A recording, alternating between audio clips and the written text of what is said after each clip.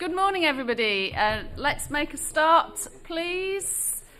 I'd like to welcome you all to this meeting of the Climate Emergency Advisory Committee. My name is Councillor Katie Dye and I will be chairing today. Can I ask you to introduce yourselves? We'll do a round of members first. And when you've finished, can you please mute your microphone? Thank you very much. Morning everyone, Councillor Andy Rowntree from Kirkstone. Good morning, Councillor John Tudor from Killingbeck and Seacroft Ward.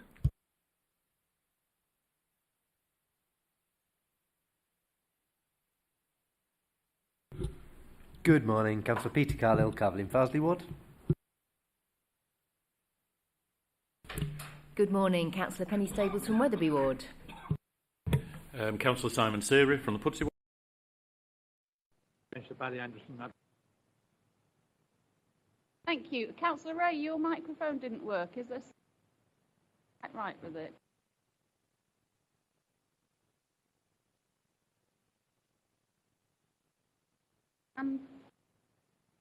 Please. Thank you. And in the meantime, shall we have introductions from our guests and council officers? So, talk, you just press the button marked push. Thank you. I'm Jim Park at University. Muhammad Hamdi from Leeds at University.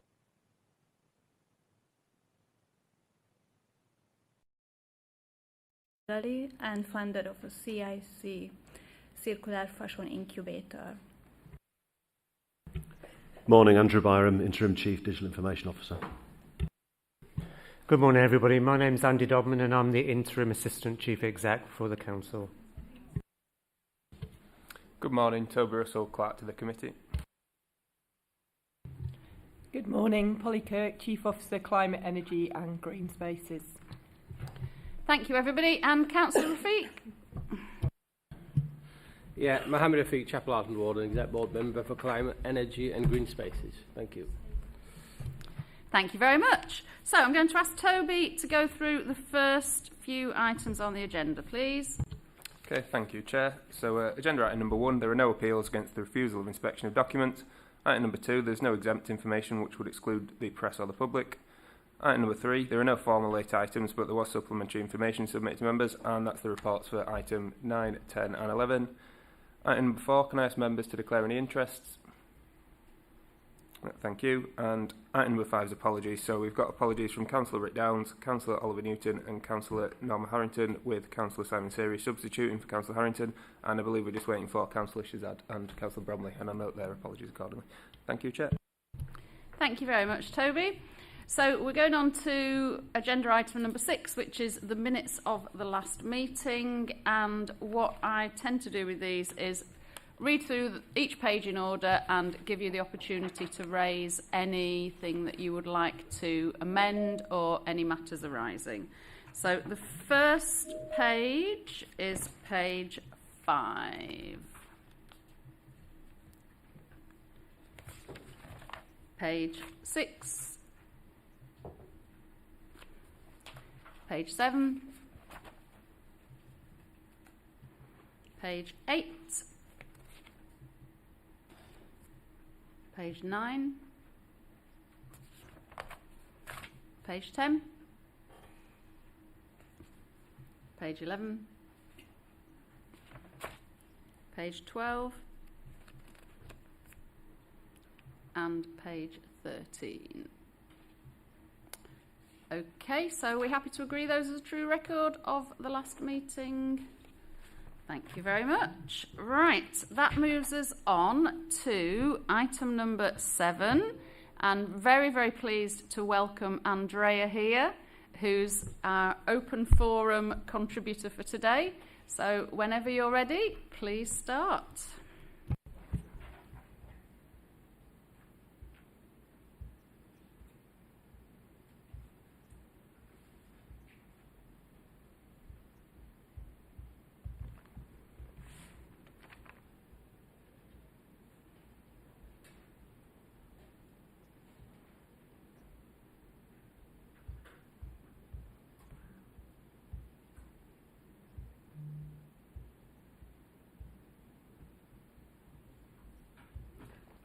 slow the internet. That's okay. If you have problems loading, just give us a shout and somebody will come and have a look. So I have to share my screen.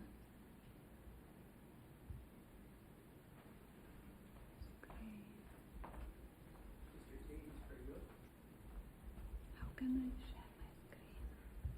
Have you logged into the meeting link that was sent to you in the email? Yes, I am.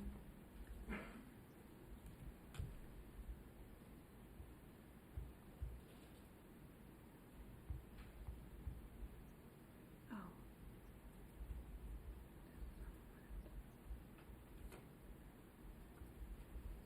Join now, yeah.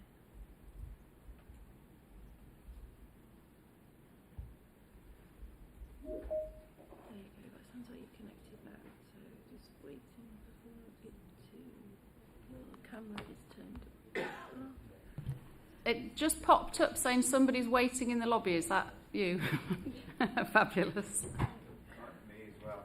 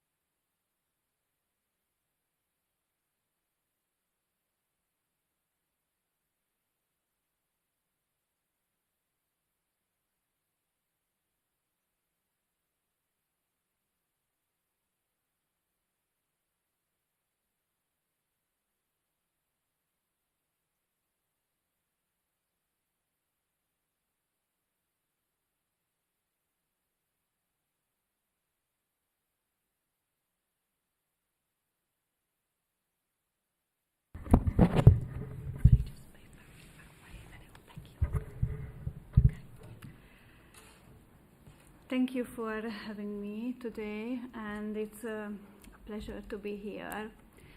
And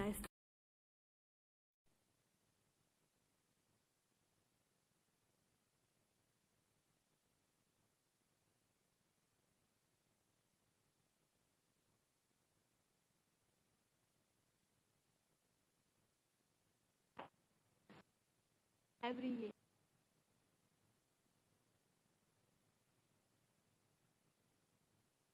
that around 1.5 up in the only reason 9%.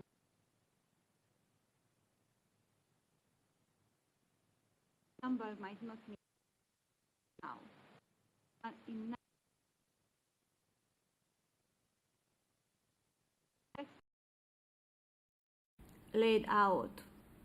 was laid out in a single line. It's approximately 17,000 kilometers long, stretching from Leeds to South Africa. It's a huge waste, isn't it? So what happened all with these unwanted, unsold clothes? Most of end up in the landfill or burned, which harms the environment.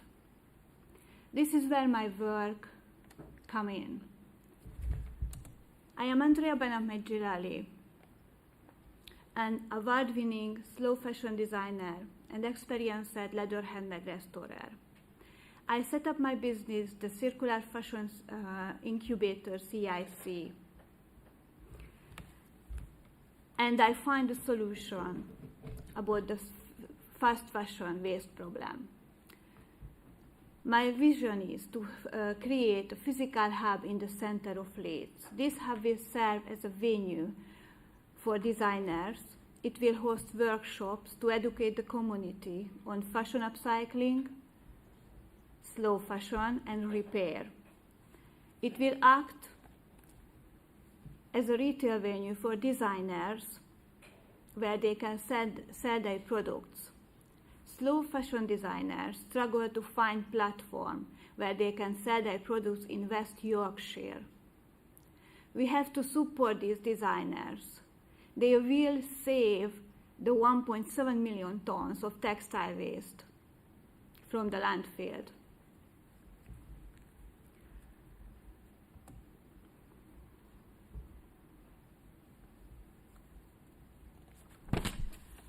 We will set up exchange program, clothing exchange program for our customers.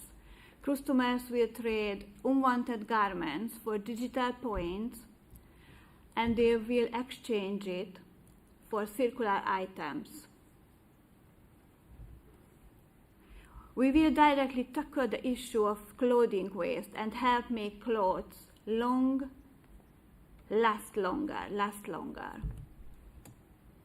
The other important thing and project that we are working on, which aims to help kids for age 9 become eco-conscious creators in a fashion. Next year we will launch the Little Circular Designer Academy. The children will learn such as hand sewing, traditional techniques, and repair. The National Statistic Project that between 2021 and 2036 there will be approximately 10.8 million birds in the UK. Imagine that these children will grow up with an eco-conscious mindset. They will respect the environment and make choices that reduce their environmental impact. If we don't educate the children, they will grow up and we will face an even bigger problem in the future. However, if we teach them, they will grow up ready to create their own sustainable businesses in the future. I have to put together a fantastic team to help make this happen. Sylvia is an eco-artist and educator. Will teach kids how to recycle everyday items. Kaylee, the art psychotherapist, will help children express their emotions and build resilience through creative activities. Nudge, finance advisor, will teach children about money mindset in a fun and playful way. Paul Donald, UK and Ireland champion of public speaking, will help students develop presenting and leadership skills, which are vital elements of the academy's mission.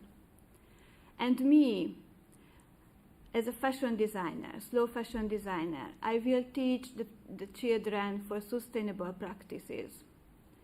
I hosted workshops at Space 2 charity organization and partnership with the British Textile Biennale hosted upcycling workshops for students. I am partnering with the National Fashion League Hungary Association. We organizing sustainable fashion competition to assist designers in West Yorkshire and providing them the opportunity to win a prize and showcase their design at the Budapest Global Sustainable Fashion Week. I am excited to share with you the Circular Fashion Conference taking place 28-29 in May 2025 at Nexus University of Leeds. This event will serve as a platform to explore solutions to fashion waste, highlight sustainable practices, and foster international collaboration, exchange experiences, and address challenges through problem solving.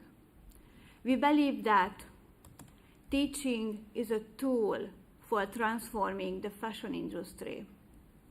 We are now looking for grants, sponsorships, partnerships, and introduction to landlord, property owners, letting agents that can facilitate the delivery of our vision.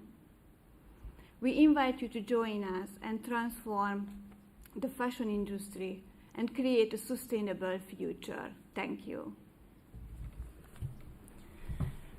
Thank you. Thank you so much. Thank you for putting that together. Thank you for coming and talking to us, and thank you for all the work you're doing. It's really, really important for Leeds, and I hope I speak on behalf of everybody on the committee to say we will be really, really keen to support you, and please continue to share the things that you're doing, and if you let us know about the events that you're putting on, I'm sure plenty of us would be really happy to get involved. So thank you for coming along today. Thank you so much. Thank you very much. Okay, that brings us on to item 8, which is Andy, who's going to present the directorate update for this meeting, which is strategy and resources. Before Andy starts, just a reminder that we were all sent the presentation in advance, and so hopefully you've all had a chance to read it. So I've just asked Andy to go through and present key highlights, and rather than read through the whole thing. So Andy and Andrew, it's over to you. Thank you very much, and good morning, everybody. So I'm Andy Dobman, the Interim Assistant Chief Executive with responsibility for people, digital and change, and Andrew to my right is in the IDS service, and we both work within strategy and resources. As the Chair says, we've sent you quite a lengthy presentation with lots of practical examples, so we'll canter through that really quite quickly and just tease out perhaps one or two highlights from each of our services. Really just to quickly remind you in terms of what the directorate does and how it works. It is the largest directorate within the organisation, and it's predominantly split within two areas. The first area is very much our professional support functions that provide support right across the council's activities. So those professional areas obviously include things like finance, HR, IT, marketing. But in addition to those support functions, we also have a very large frontline service delivery, which is CEL, you can see at the bottom of your slide, which is Civic Enterprise Leeds, which provides a whole range of frontline services to the residents of Leeds, whether that's catering, cleaning, passenger transport, building services. So what I would like to do, as the Chair says, is take you through each of those 6 teams within the directorate to give you my annual update. I'll just bring out a couple of highlights per area just for the sake of time, and give opportunity for any questions. In no particular order, I'll start with legal and democratic and information governance. So quite a small team within the directorate. And I guess a key thing there to tease out for this committee is because of the nature of that service. Obviously their focus is very much about providing legal advice and support a whole range of different initiatives within that net zero agenda. And you can see some of the obvious examples there on the left of your screen. But also just to tease out too, that team do play quite a big role in contributing to those broader corporate initiatives, whether that's being advocates for hybrid working, using some of the good energy saving practices that we've introduced, and also reduced printing, which Andrew will mention in a second. Within that service, just teasing out democratic services, again, fairly small team, and obviously part of their role is to support these types of committees, and obviously play quite a big role in that broader agenda, but also some really good practical examples of the work they are doing across the directorate and beyond. So obviously particularly focused on reviewing and reducing printed agenda packs. So obviously that's a big issue for us, and particularly as members, we generate quite a lot of paper. So we need to continue to work on that agenda. Moving on to our finance team, which sits within the Strategy and Resources Directorate. It's very similar to what I said really about legal and governance. So their focus in this agenda is very much about providing professional advice and support to the whole range of different activities. And again, I've given you some examples there in both the capital and revenue aspects. and that team supporting the financial management of some of our e-efficiency schemes, many of which will be familiar to you. And you can also see reference at the bottom in terms of the work they do in financial reporting, and the consequences and the link to our Best City ambition. Procurement, obviously a big area within this field. So obviously that team are focused very much on procurement of the whole range of sustainability initiatives and measures that you'll be familiar with. But also they do focus quite a lot on those big contracts.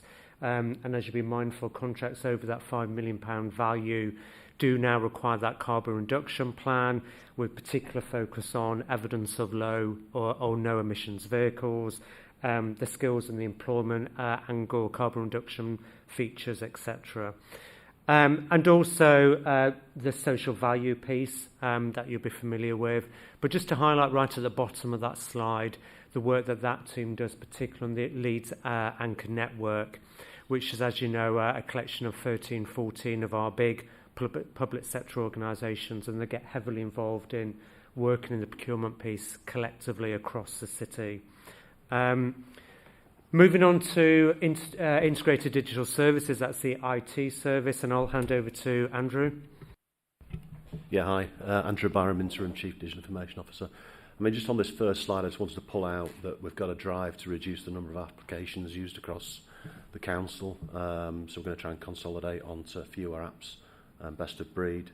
In the same vein, we're looking to move out of our data centres. We still have a data centre in Civic and one down at Apex. So we're trying to reduce that and move away from physical hardware and move into the cloud. We're continuing to do whatever we can to support hybrid working with some big programmes coming up this year. Can you go to the next slide?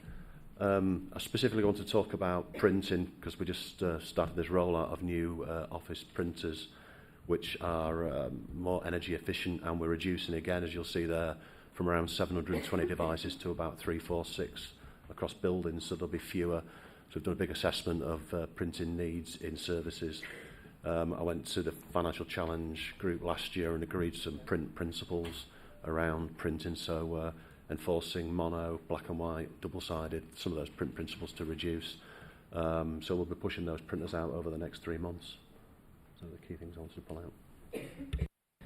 Thank you much, Andrew. Okay, so moving on to the next team, which is Human Resources and our Business Support Services. Just a few quick things to share with you here. So you can see at the top left, a real strong focus organisationally on our active travel schemes. So our cycle to work schemes and our ultra-low emission car leasing schemes are proving really popular. So we've seen a growth of about 80% across the organisation promoting that. That also generates some financial benefit to the organisation too through the salary sacrifice scheme, but obviously it has a big impact on the net zero agenda too. Currently we're working with colleagues across the organisation on the new corporate travel plan. Just a quick heads up on the top right with the grey fleet. This is people's personal cars, but they're used for business mileage. Quite a bit of work we're doing with our executive board members in terms of reviewing and thinking about how we can manage or best manage that. A bit more work to do on that, but because of our hybrid working and some of the work that we've been doing, we are seeing a reduction in that mileage use, which is really positive. And obviously be mindful of hybrid working schemes across the organisation. And finally, one of the areas that is worth dwelling on is the carbon literacy training that we're keen to build upon this year and next year to really skill up our workforce right across the organisation.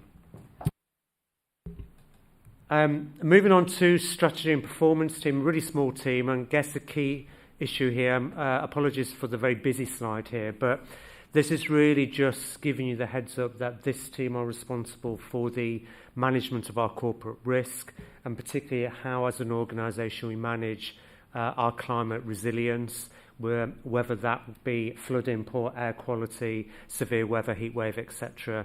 And then manage our incident response plans in that challenging environment. So they do quite a lot of work on the severe weather plan. I've also put there on the right-hand side of your screen something there about the training and the support that they offer the broader organisation.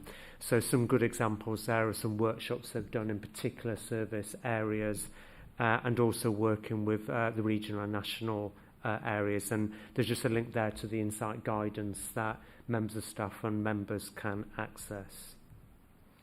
So moving on to Civic Enterprise Leeds, which is our, as I said earlier, which is our large frontline service delivery.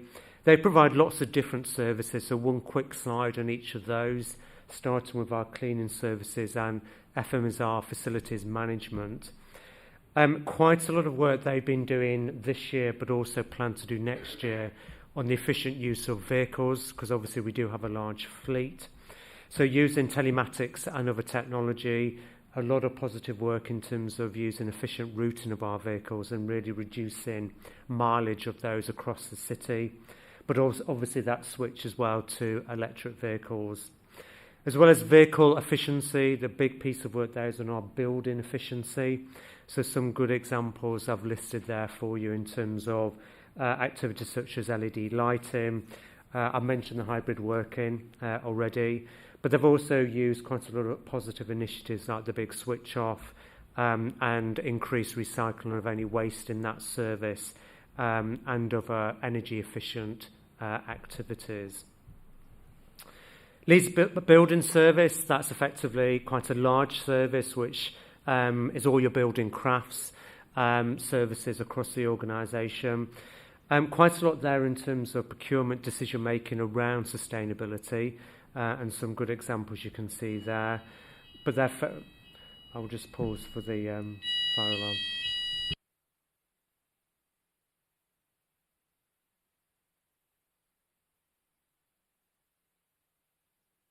It's just where it's the expected test, isn't it, on a Monday morning?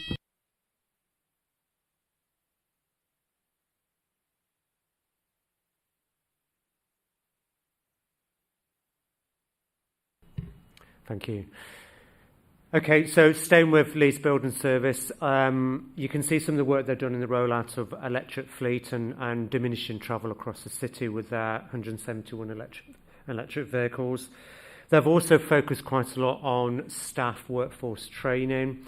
So far they've trained 43 of our skilled craft operatives maintaining renewable technologies across the city, which is a really positive development. And a bit more narrative you can see at the bottom. Fleet services, again, slightly busy slide, but this is just a lot happening within the management of our corporate fleet. So you can see there that current position with around a quarter of that corporate fleet is now electric. And you can see the installations of our charging points right across the city, charging points for fleet, but also home charging points, and also some of our big sites as well. See reference there to free electric refuse collection vehicles. It says they're ordered and due to delivery. I think they've now been delivered. Yes, I have a nod from colleagues, so they're now in service, which is a fantastic development, but obviously more work to do there. On the right-hand side, you can see my reference earlier to telematics, which is utilisation of good digital technology to really improve our routing. And you can see some real good evidence there of efficiency within that. That team also are working on recycling materials, and some examples they're giving you there, and also examples there of speed awareness courses in place to really maximise a lot of their staff that are obviously using vehicles across the city. Catering Leeds is another example of a whole range of very practical examples. There's loads on this slide again, so I won't try to take you through all of them, but obviously they're very mindful of the net zero agenda and working really hard on it, and some examples on the left.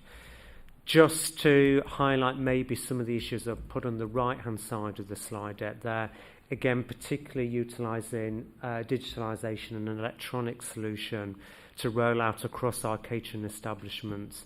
And you can see there that's resulting in quite a lot of reduction, overproduction of food and food wastage. and 127 sites are now using that digital system, which was very dependent previously on paper-based. And obviously that service is very focused within providing school meals, so you can see there's some evidence of them working, trying to reduce the carbon footprint. At the bottom right, again, going back to the issue of training, supporting staff in food hygiene and manual handling. Civic Enterprise Leeds were quite keen to also stress to this committee the work they're doing in terms of responding to climate change as well, particularly in issues of extreme heat, flooding and the like. And they do have quite a lot of service plans and business continuity plans in place to help that big service delivery adapt. So one of the things they do a lot of is what they call toolbox talks to help their staff right across the city, and it's a large workforce of around 3,000 to support their staff dealing with those issues on a day-to-day or as and when they arise. So really just for me to summarise, we've done a little bit of work within the Directorate thinking about the future and where we would like to take some of this work, because obviously it's an ongoing journey, but obviously we're keen to get your steer and your feedback as well. Just a few key highlights here. So the first thing is being mindful of our role within the organisational strategy.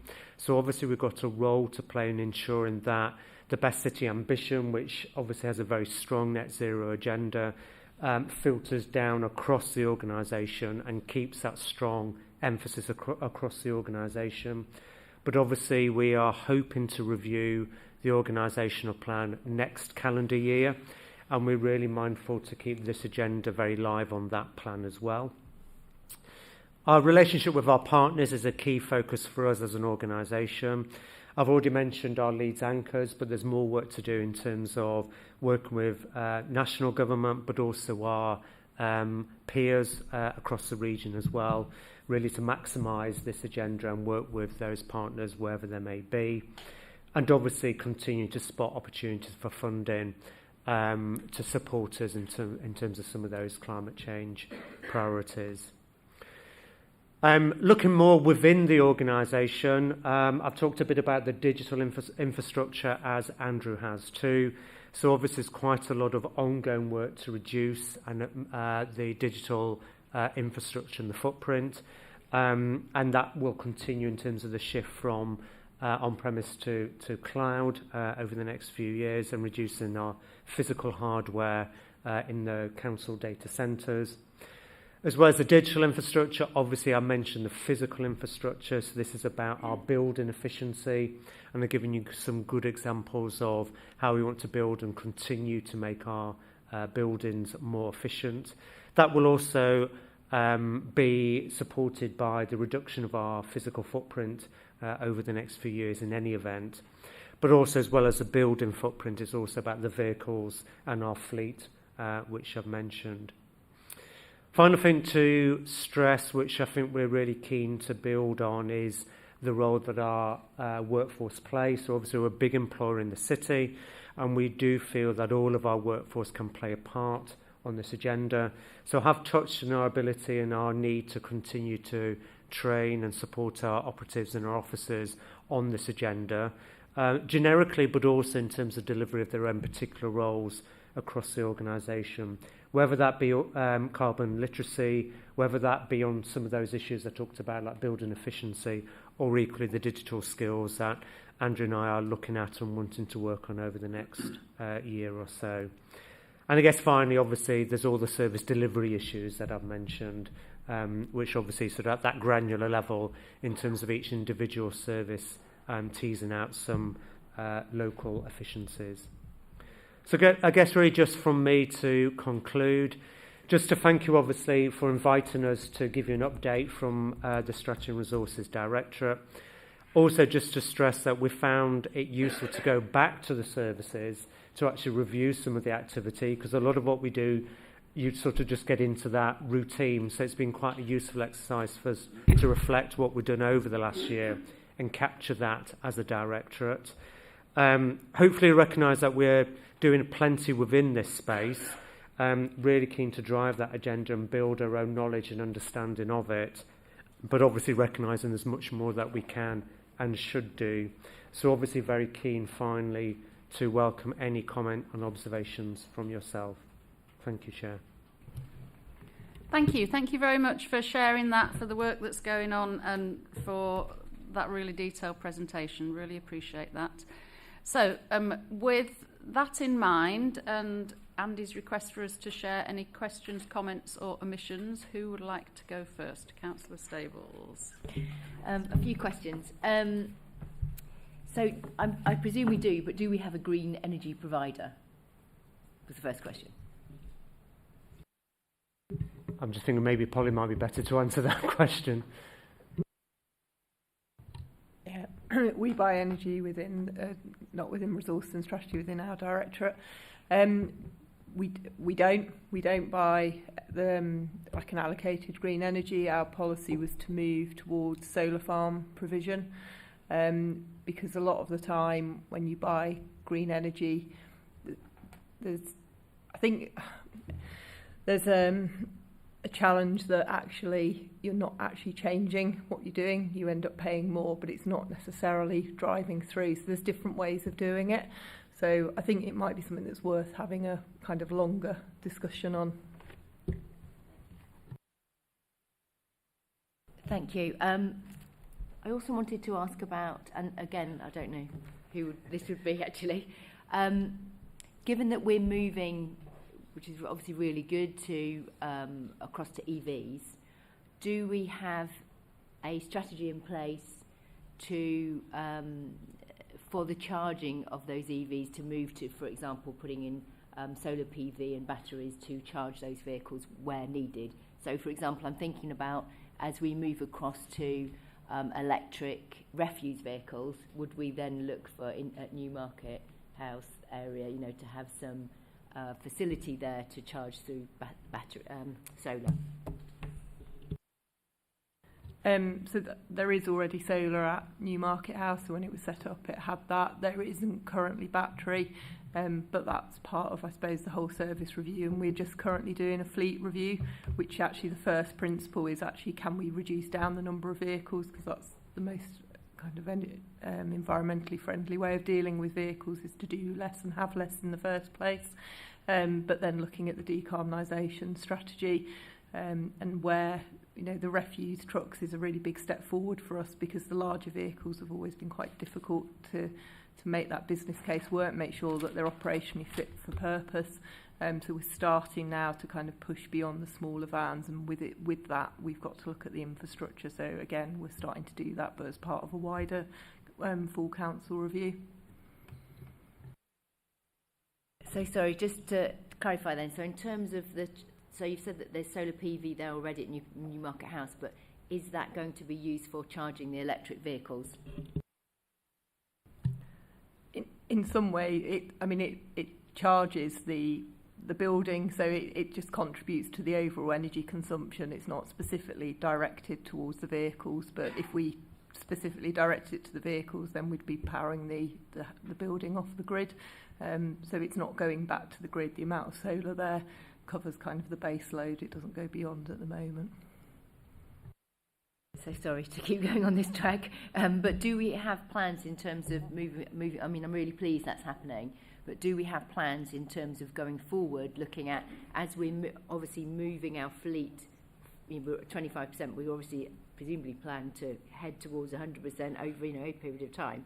Do we have plans in place to look at how we would charge those going forward, and is there a possibility of looking at some form of solar PV that we have somewhere else to charge those vehicles? I'm thinking very much like we do with our park and ride.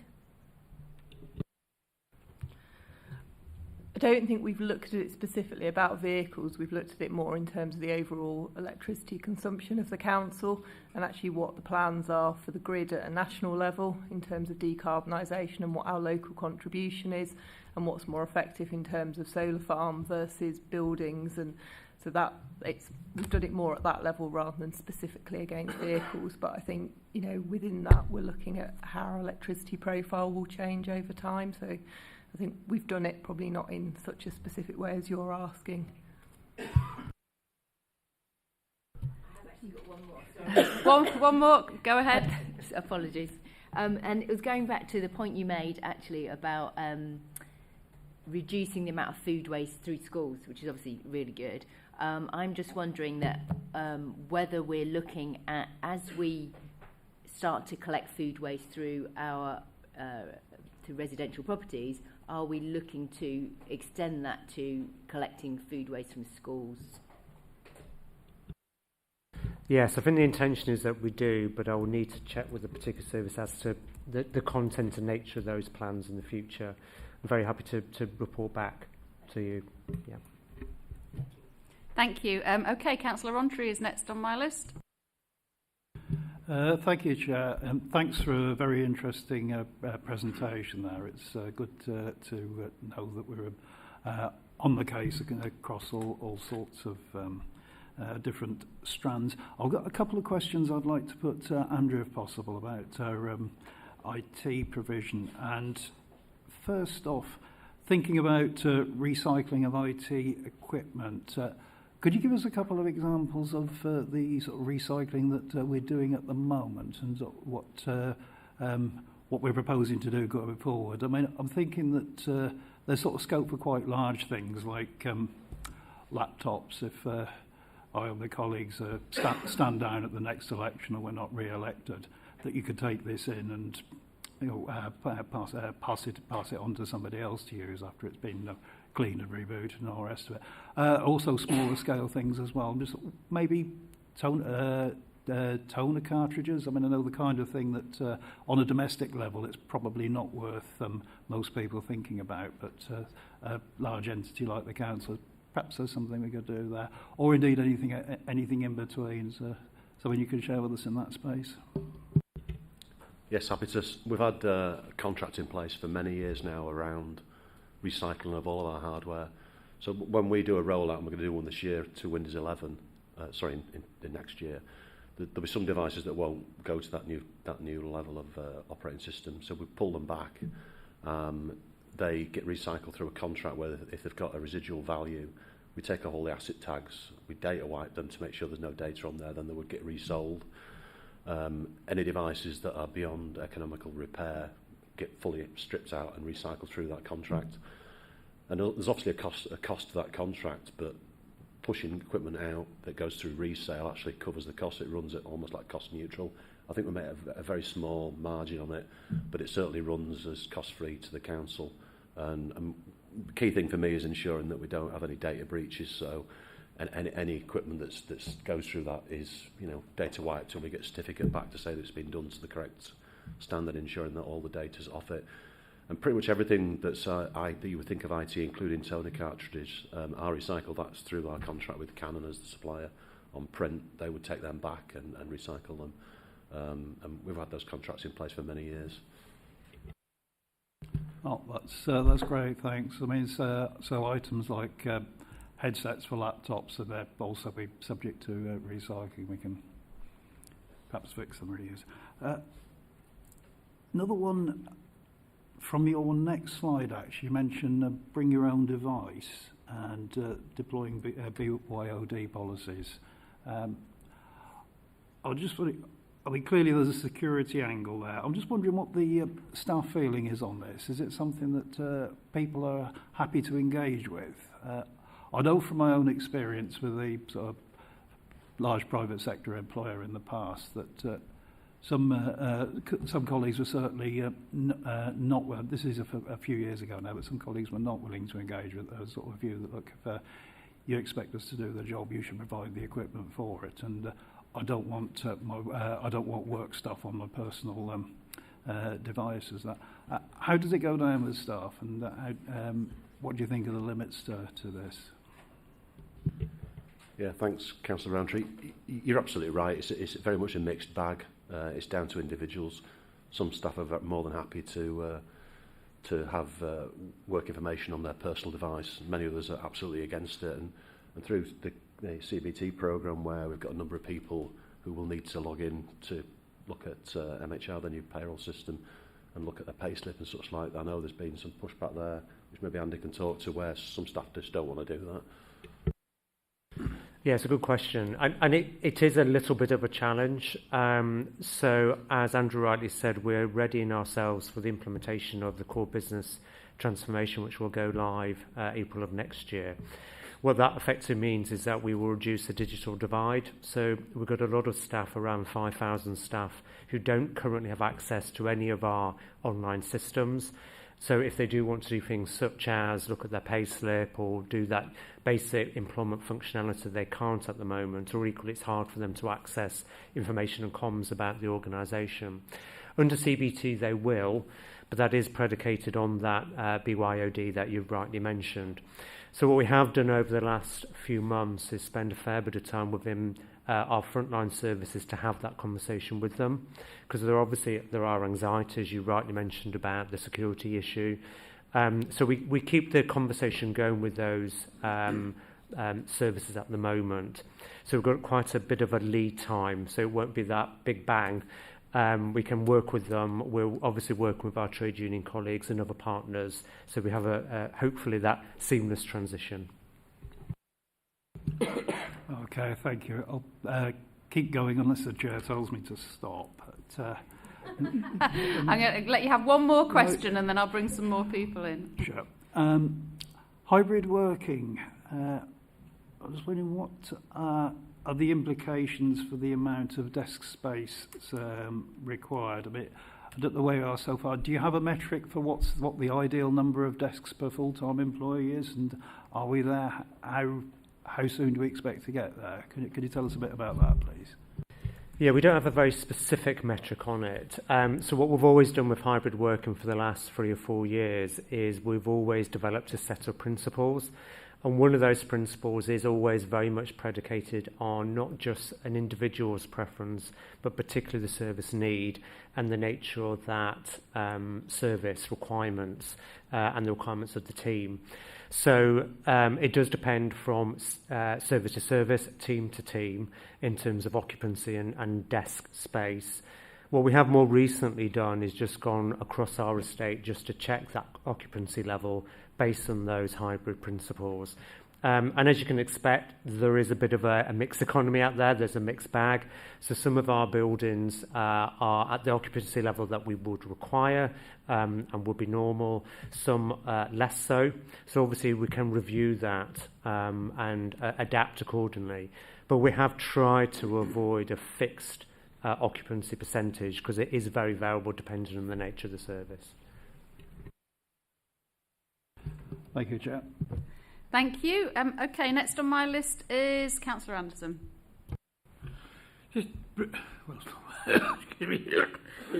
It won't be brief, unfortunately. Printing. It's been doing me an end of stress, the printing we've now got available. Recently, your systems fell apart. I had a lot of printing in the print queue, and you were unable to recover it. If I'd been allowed to print at home, I wouldn't have needed to put it in there in the first place. You've then introduced new printing. You put information on Insight. Councillors do not access Insight. You didn't tell us that we would need, apart from our payroll number, an individual number to go along with that. It's bad enough trying to remember your bank number, never mind every other number. You're not making things easier for people, and again I had to find an old style printer in order to print things off because the new system wasn't capable of printing things off. And finally, what are you doing about people who are on iPads? They can't. You need to be able to remotely act a printer via Bluetooth. How are you dealing with that? Because I've tried to get in touch with some of the printers we've got, and you can't. Are you looking to try and introduce that? Because that will move things. And then the final thing in your thing, then you say you're looking to try and reduce down the amount of paper. Well, are you going to introduce the capacity to annotate papers electronically? And also, are you going to enable us to get access to pink papers electronically? Because at the moment, we're not allowed them. Thank you, Councillor Anderson, and sorry for your recent experience. We did have a print outage on a Sunday, which took us a couple of days to resolve. Just in terms of the print server, it's set up to hold 5 days worth of print in the old system. It's been five days since COVID. On the new system, we've set it to 7 days, so it will retain 7 days of print. But if it's not pulled off in that period, then you would lose it after 7 days. Period, because through no fault of my own, you're closing the council, well, not you personally, but the council are closing themselves down from just before Christmas to the 6th of January. So it's physically impossible for me to come in, and you're physically stopping me from printing at home because you're restricting the amount of ink I'm allowed to get access to. So the overall aim of the print project is to reduce printing. So that's the aim of the council, to reduce printing and try and move people to digital means. So that's not necessarily going to be what everyone wants to hear, but that is the aim of what we're trying to do. Having said that, you can print at any location. So if there's a local community centre open or a library open, you can go there and print and pull the prints off from those local devices. Just in terms of your question around iPad, we're deploying, as part of the improvement with the new service, what's called City Print, and that also will work for partners that work in some of our buildings, so they can also print to these new printers. And certainly from an iPad, you'll be able to do that. What I'll do, if that's okay, I'll ask one of my colleagues to meet with you individually, Councillor Anderson, and talk through your specific needs, if that's okay. In terms of annotation, I'm assuming you mean in terms of annotating a PDF, is I think what you're referring to. We'll have a look at that because we have got technology to do that. And in terms of the pink papers, I'll have to defer on that one because I'm not sure what that is. So. Confidential papers, they can't be put out on anything that ends up in the public domain. So I understand why. Because if you give me access to the pink papers, that means any member of the public could effectively get access to them. So I understand the reasons why. But I'm just putting down that as long as we've got pink confidential papers in the council, you're restricted as to what you can actually put out electronically because of data protection constraints and various other things as to what you can and cannot send in open format. It's just it is a problem. Thank you. Can I bring that part of discussion to a close, because I want to move on and bring Councillor Tudor in. But if you're happy to get in touch, Andrew, with Councillor Anderson, that'd be fabulous. Thank you. Councillor Tudor. I think it might be Polycock again. Sorry. It interested me particularly when you said the best thing you can do with vehicles is have fewer of them.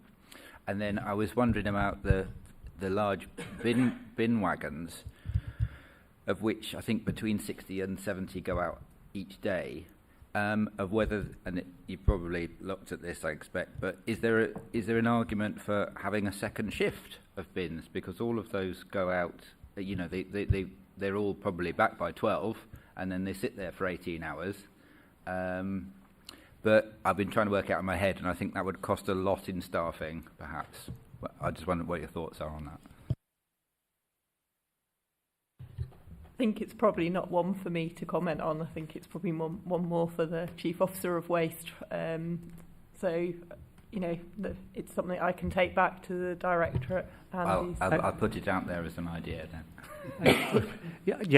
Just to add, Councillor, yes, the Chief Officer is looking at the route management for the, I think, 75, 80 bin wagons.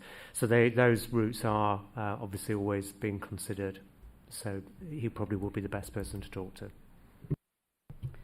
Thank you. So I'm not seeing any other hands, so I'm going to come in with one of my own, and it's something that we've been particularly interested in as a committee, which is the carbon literacy training. So it's something that we've discussed in SEAC meetings, and we've also discussed it in workshops, and our ambition as a committee is for that to be really embedded across the whole of the council. So I'm just wondering, where are you at with that? Who's delivering it, and what are future plans? Thank you, Chair. It's certainly an aspiration, and there are two things that we're currently reflecting on at the moment. So the carbon literacy training particularly focused on our managers across the organisation. So we're looking at ways and means of being able to form that part of carbon literacy as part of our core, what we call Be Your Best training programme, which is effectively a mandatory training programme for all of our managers. So we'd like the carbon literacy to feature within that, so all of our management tiers right across the organisation are familiar with it. And the second element is a more generic literacy programme for all members of staff, recognising there's obviously that will perhaps be less involved and more generic because it will have to capture a much higher volume. I think we're still working through both of those tiers at the moment, and I'm very happy to come back to this committee to give you a specific update on that in due course. I think we'd really welcome that because it's certainly something we've been interested in, but we've had contributions from Climate Action Leeds, who are also interested in it, and the Climate Commission. You know, it's something that's recognised. In fact, also when we had presentations from the anchor institutions, we had two come at the last meeting, I think it was, and it's recognised that it's vital in terms of shifting people's behaviour. So I think we would really welcome that, and perhaps it's something that we could look at with partner organisations and look at who's delivering what across the city and make it something that we can really embed into our work as a council, because the evidence is clear across other organisations, the difference it makes. Okay, does anybody else have any questions, contributions? Councillor Ray.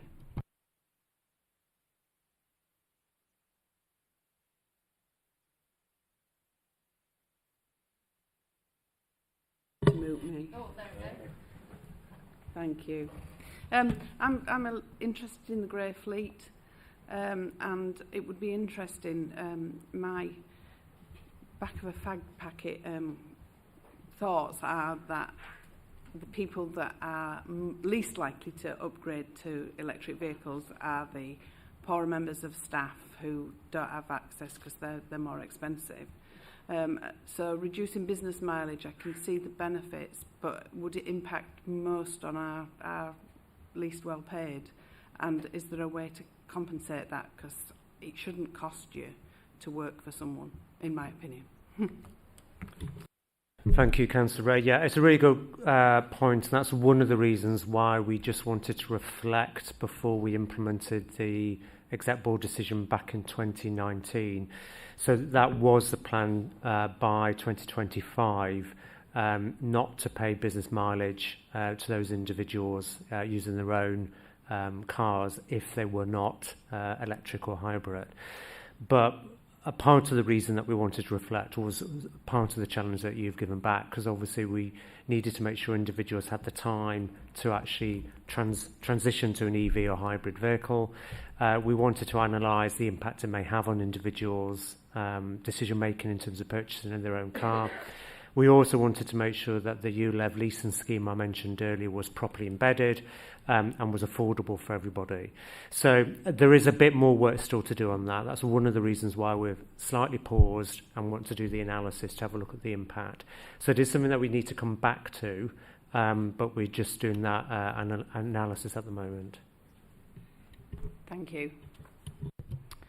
Okay, thank you very much. So, not seeing anybody else wanting to come in on that, so I'll bring that item to a close. And just to pick up on the actions that I've got scribbled down, please shout if there's anything that I've missed.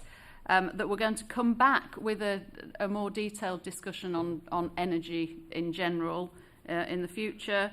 That Andy, you're going to come back with food waste from schools collection for council stables, and bins is John Woolmer question from Councillor Tudor, and carbon literacy I think is something that we really do need to return to as well. Is there anything else from anybody else? Okay, thank you very much for coming. Thank you for your time. Thank you for your presentation. And you are free to go. Thank you. Okay, so that brings us to item 9, which is update on the work of the Leeds and Yorkshire and Humber Climate Commissions from Millie, who I see is sitting over there. Please come to the table, Millie. It's lovely to see you.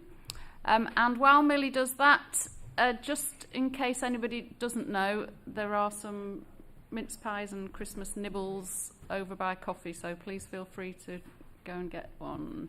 Are you okay with your presentation, Millie? Have we let you in? Yes, yeah, we're short of Rosa today. Uh-huh. That's fine.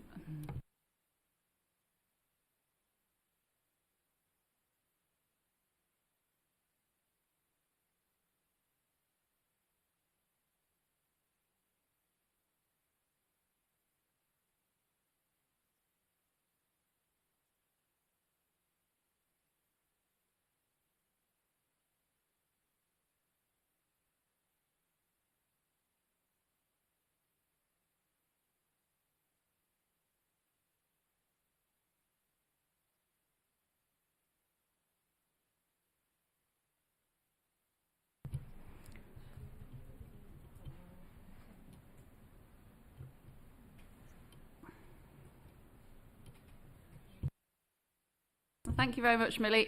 So to talk, you press the button saying push to talk, and we'd like to allow plenty of time for questions. So if you get towards 20 minutes, I'll give you a wave.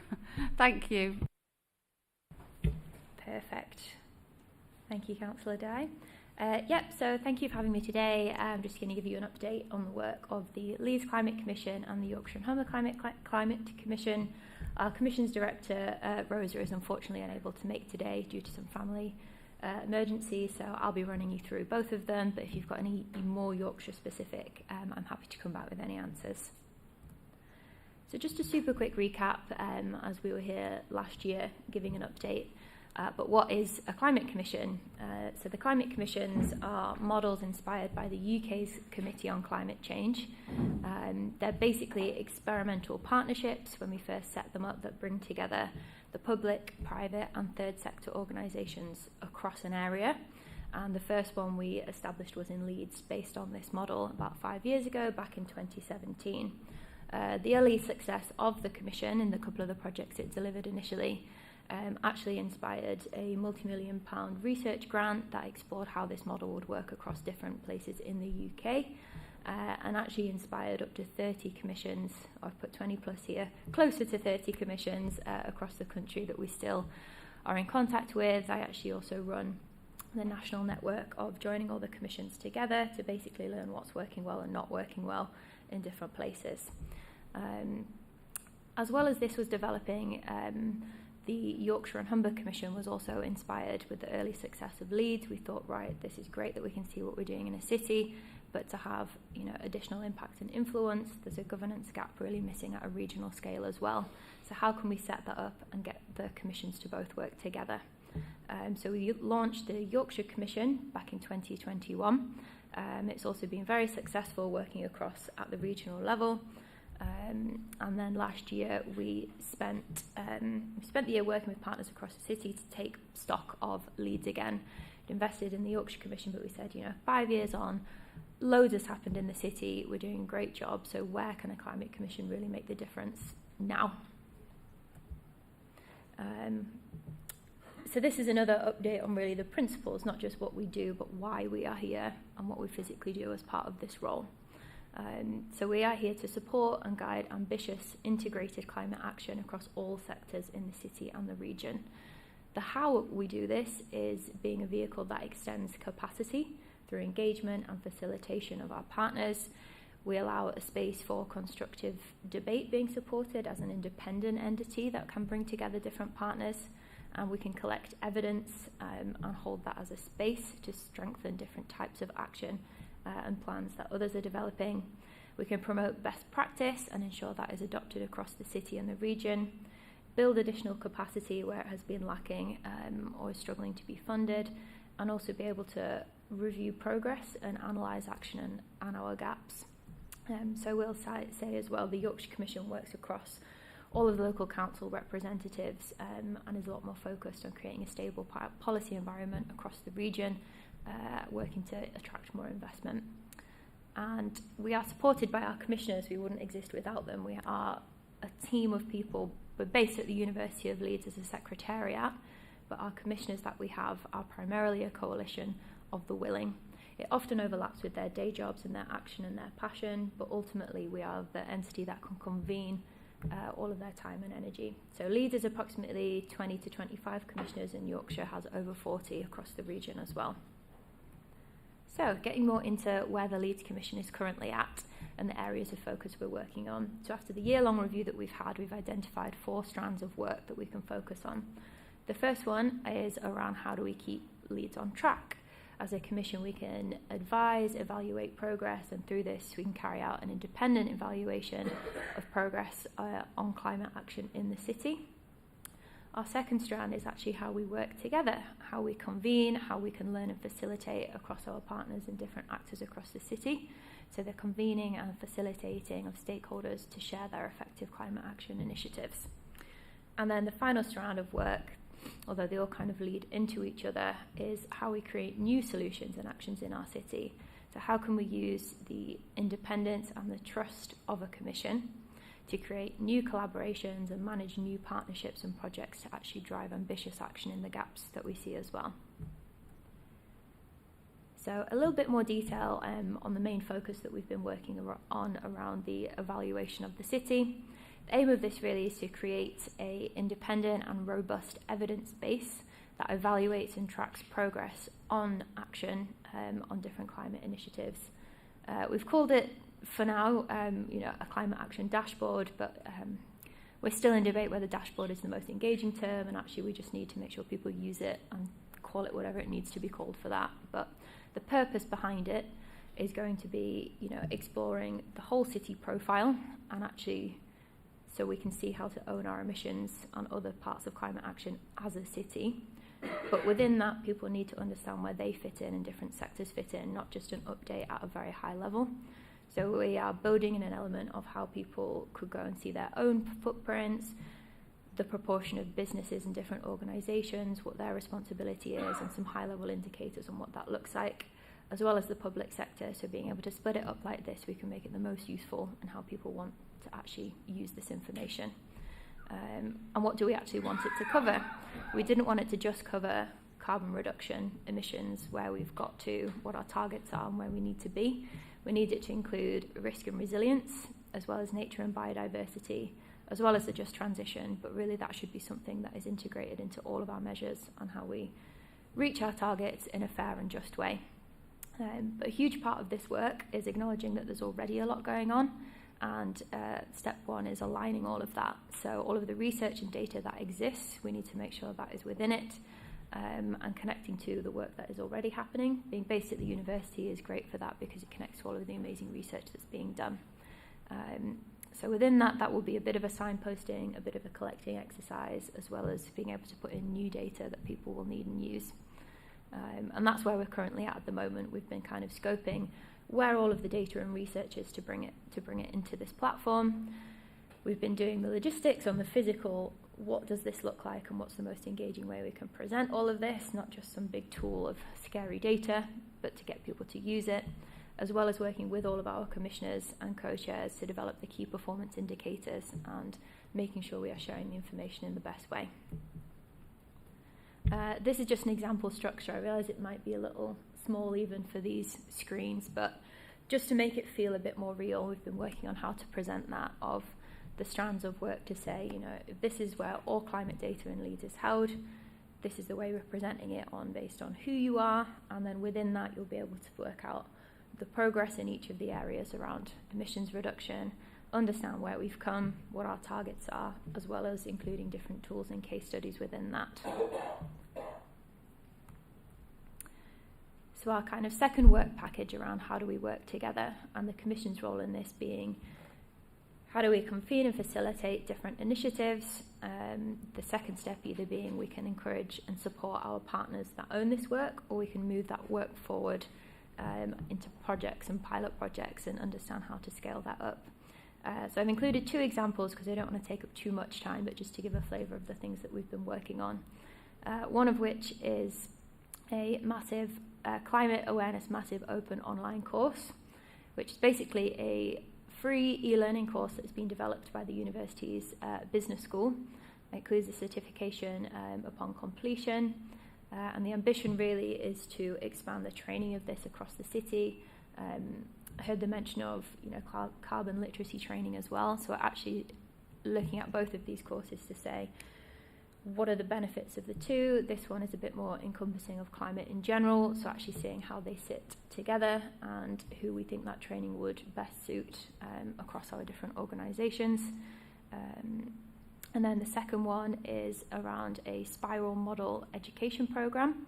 So this has come through various conversations. We're in the stages of exploring what that might look like or running a pilot in Leeds. It's basically designed to engage students in schools at different levels consistently by integrating different bits of climate and environment. But from conversations, there's loads happening in Leeds, which is super exciting. So I think we're going to be able to get something quite big and exciting off the ground by talking to a few interested partners in the interim. We have several other projects in this space around health and climate, housing retrofit, nature strategy for Leeds, transport modal shift, waste and circularity and a justice framework. But that felt like a lot of information to try and squeeze into this session, but more of an acknowledgement that there are also projects that are on the table with Leeds and working with our Commission's team.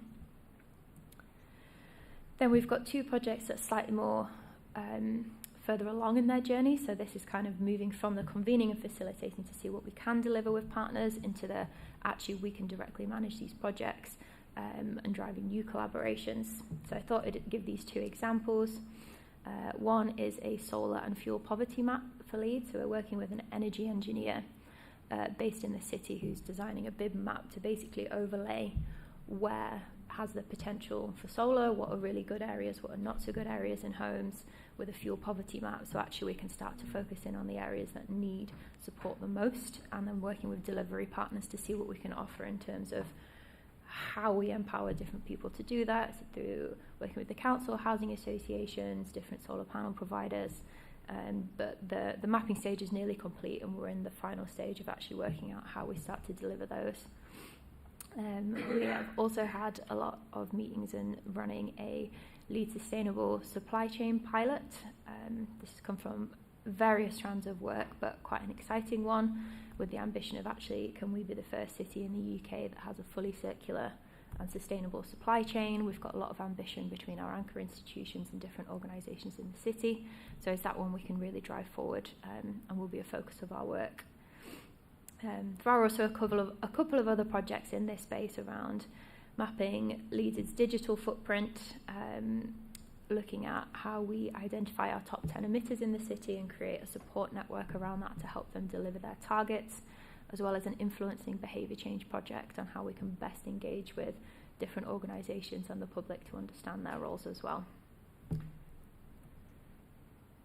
So that's a bit of an update on where Leeds is at and currently its areas of focus, but it is very connected into the Yorkshire and Humber Climate Commission. So this is just to highlight how we work together.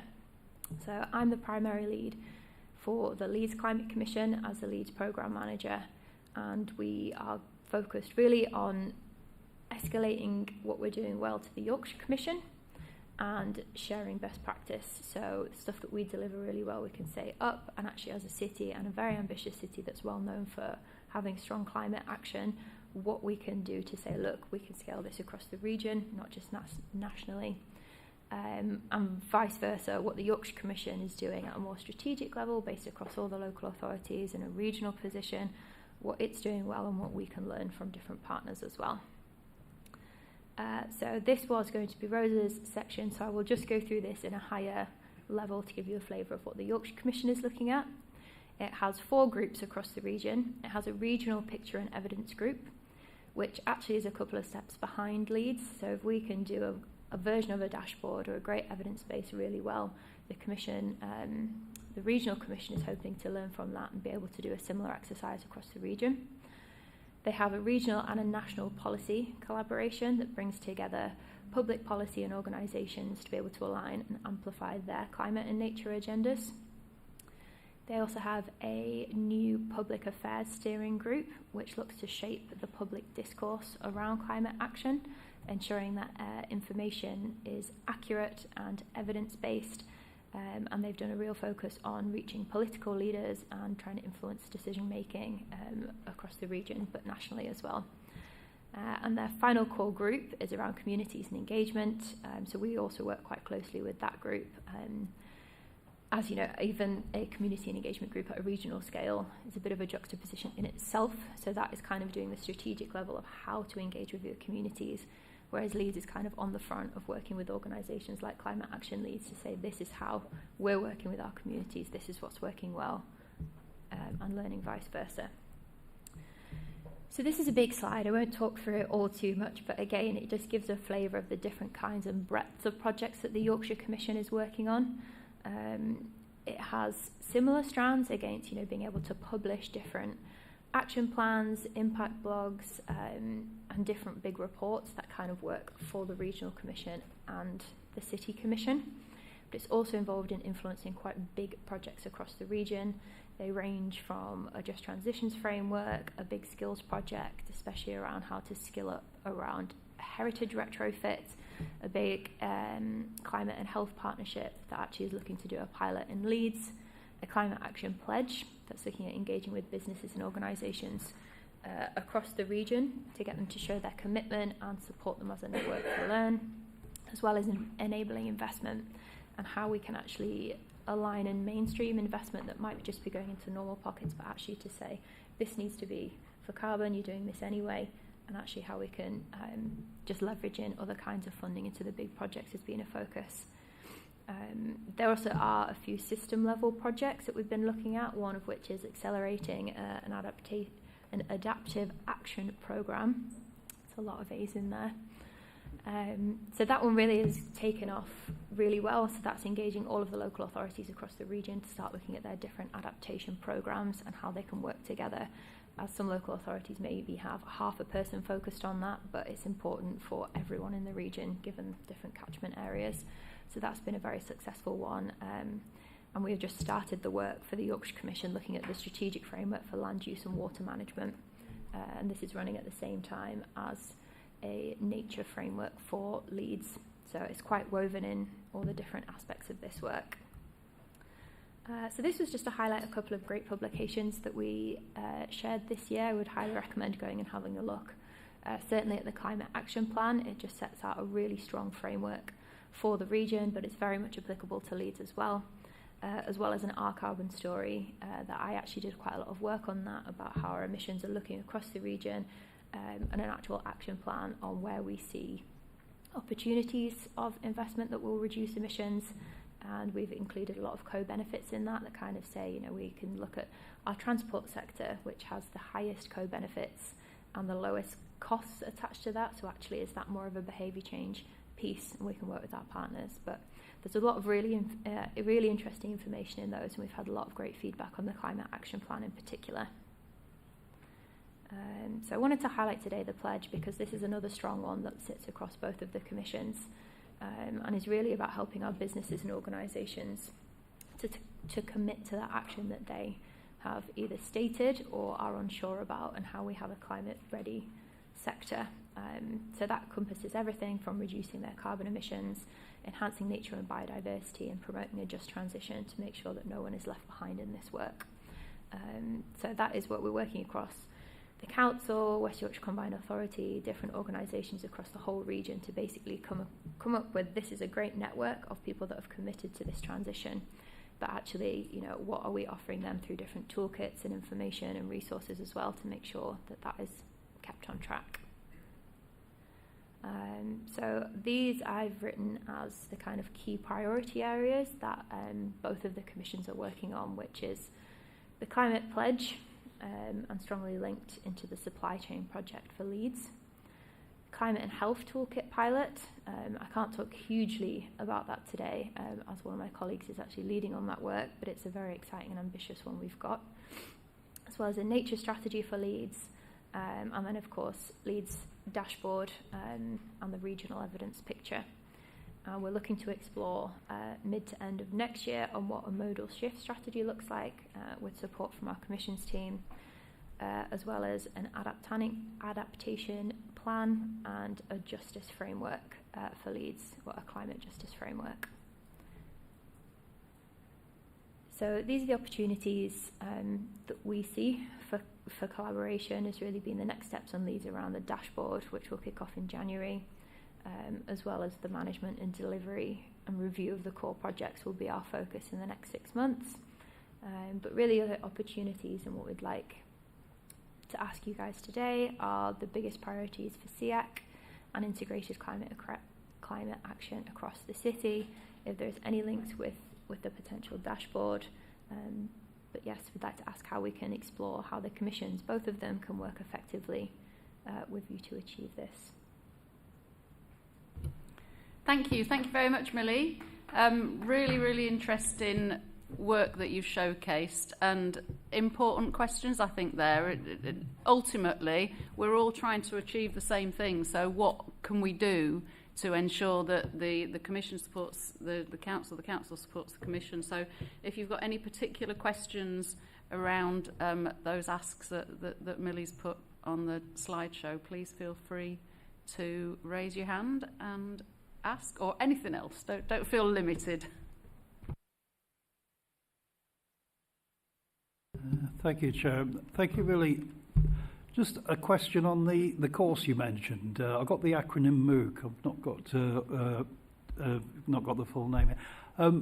Just wondering, so what the scope of this is, what level, who would it be suitable for, and who you would envisage doing this course? If you could tell us a bit about that, thank you.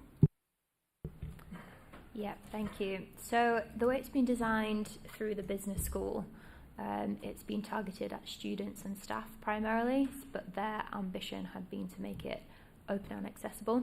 So it covers more than just carbon reduction and what that means. It covers, adaptation and resilience, just transition. So we are actually exploring who that is the most useful for, because carbon literacy has such a strong presence and training provider within a lot of organisations.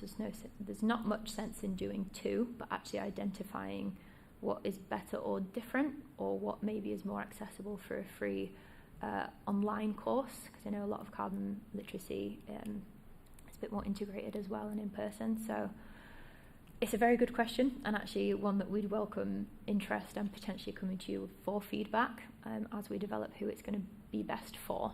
Might be a specific business facing angle, or might be that we can just offer an open free one through the Commission as well.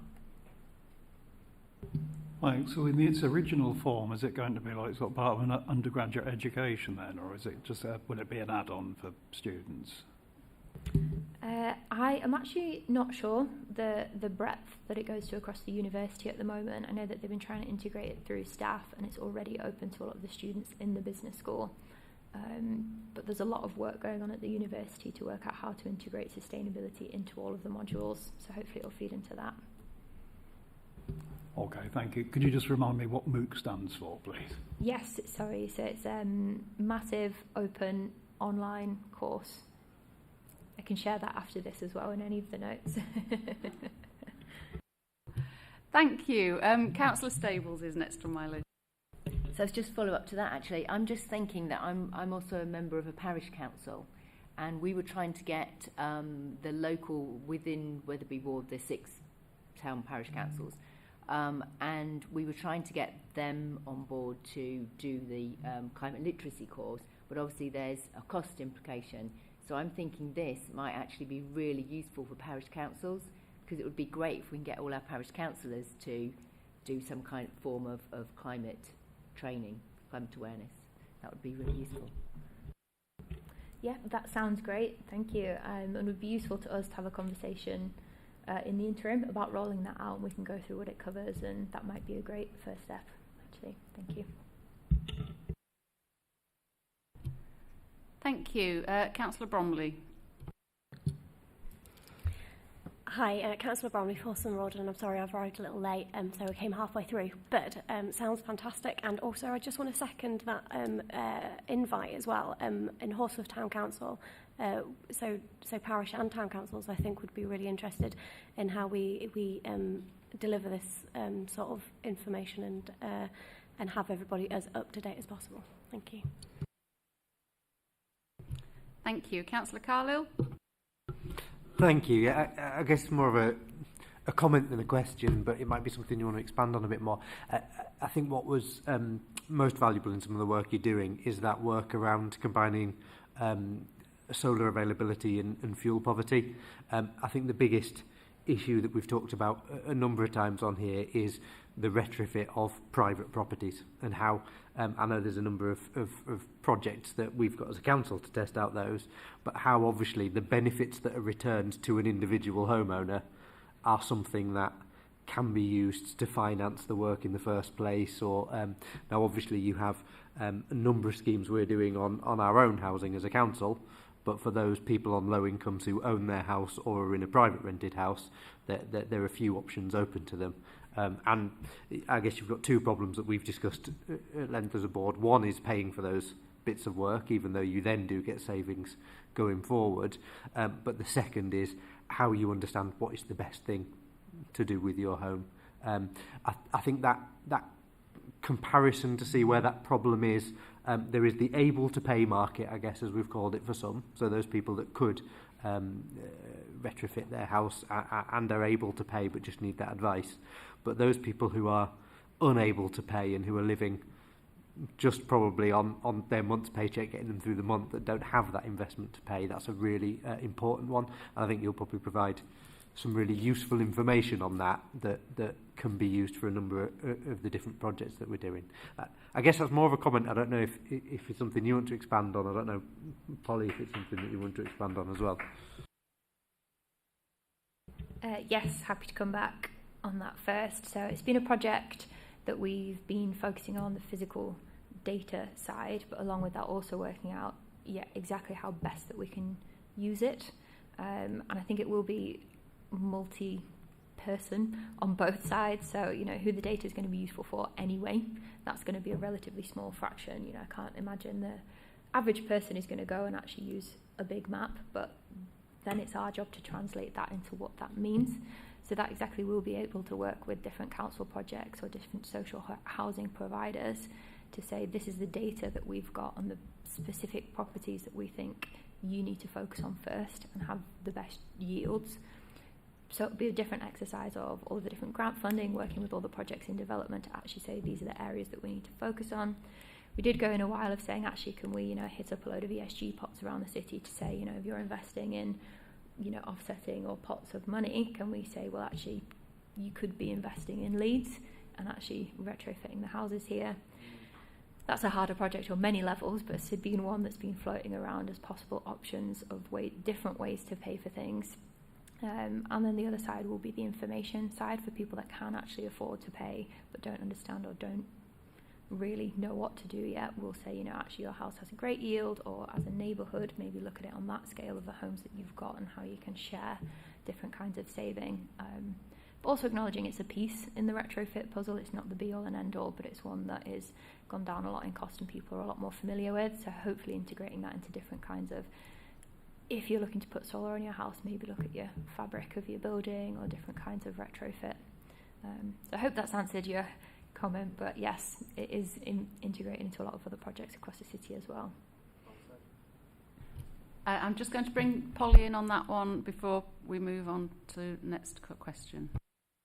I was just going to say, I think there's a couple of ways we can link up as well. So West Yorkshire Combined Authority is doing their work on their one-stop shop, so actually them having that data to hand, so when people are calling into them to already know actually what the sort of potential is on someone's house will be helpful. And then also through ourselves in terms of the different grant funding that we have access to.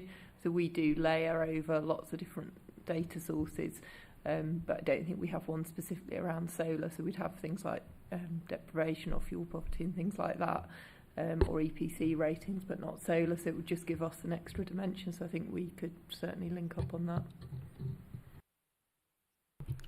Thank you. Is there anybody who hasn't come in who wants to come in? Because otherwise I'm going to bring in Councillor Stables again. Okay. It was actually just to follow up on that as well, just because I'm just wondering whether you're doing any work looking at community energy as well, because following on from Councillor Carlisle,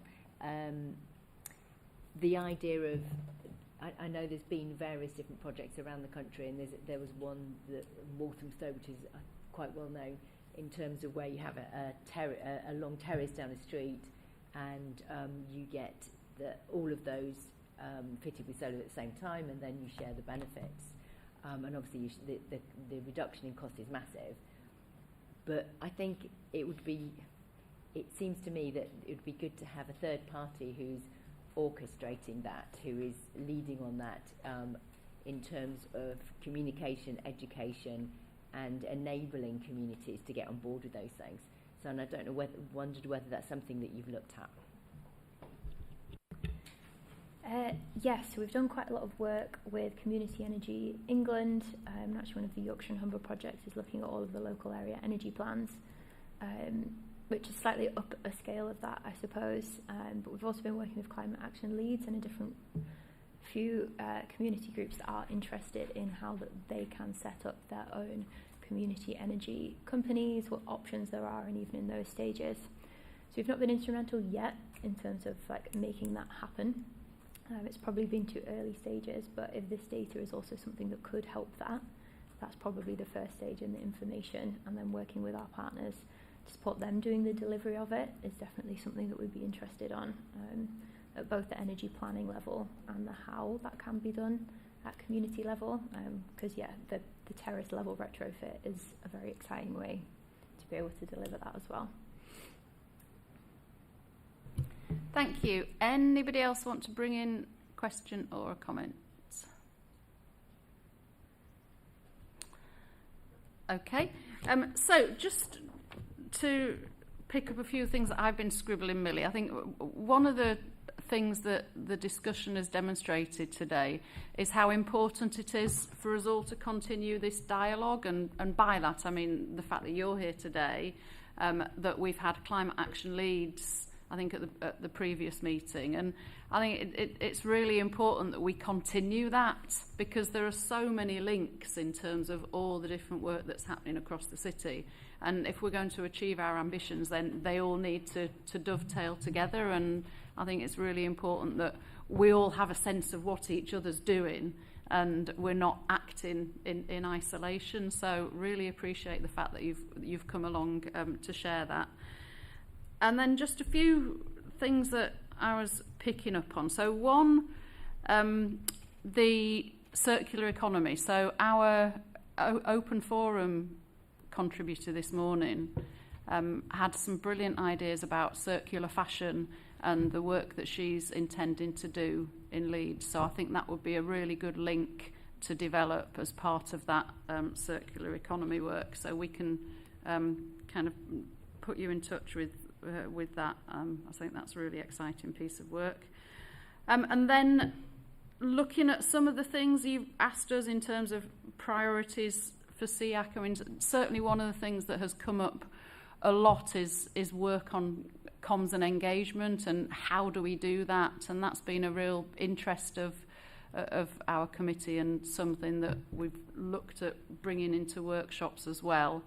So I think that's an important piece for us to look at together, and I think behind it has all been, how do we get people to come along on the journey? How do we get people to buy into the benefits of making changes and to recognise the lifestyle changes that we need to make? And so I think that's something that we can work with you on. The schools work is really interesting, and I know several of us picked up on that when we had Climate Action Leeds here a few weeks ago, and that's certainly something that we're looking to drive forward, and a group of us have said we'd like to move that forward, and I've had conversations with the DEC about it, and with Climate Action Leeds, and across the council as well. So I think that's something that is starting to pull together and is going to be a really powerful and important piece of work. So that's another thing we can definitely work together on. And I don't know whether you were here when we were talking about carbon literacy earlier in today's meeting, but again, that's something that is a real challenge. How do we deliver that? And I don't know whether it would fit in with the MOOC or whether it's a separate piece, but I think, again, that's something that has come back again and again as part of a discussion at this committee, and I think that's a really important piece of work as well. I think that might be it on my bits and pieces. Just to mention something that you had on the Yorkshire slides, the heritage retrofit work. I know that's something that we discussed at our workshop the other week about the council's own buildings. So there's another link there. But I think that's my list. If there's anybody else got anything else they'd like to add, then if not, I will... Go on, Councillor Stable. I did also write down nature framework for Leeds. It would be really interesting to find out more about that and what you're doing. Yep, it's in quite early stages at the moment. I think it's being established between one of my colleagues that leads the climate adaptation and nature work, also joint with Climate Action Leeds and the council. So I actually can't say more on that, but my colleague Sam will be able to, and hopefully give a bit more of a timeline on what the engagement strategy around that looks like.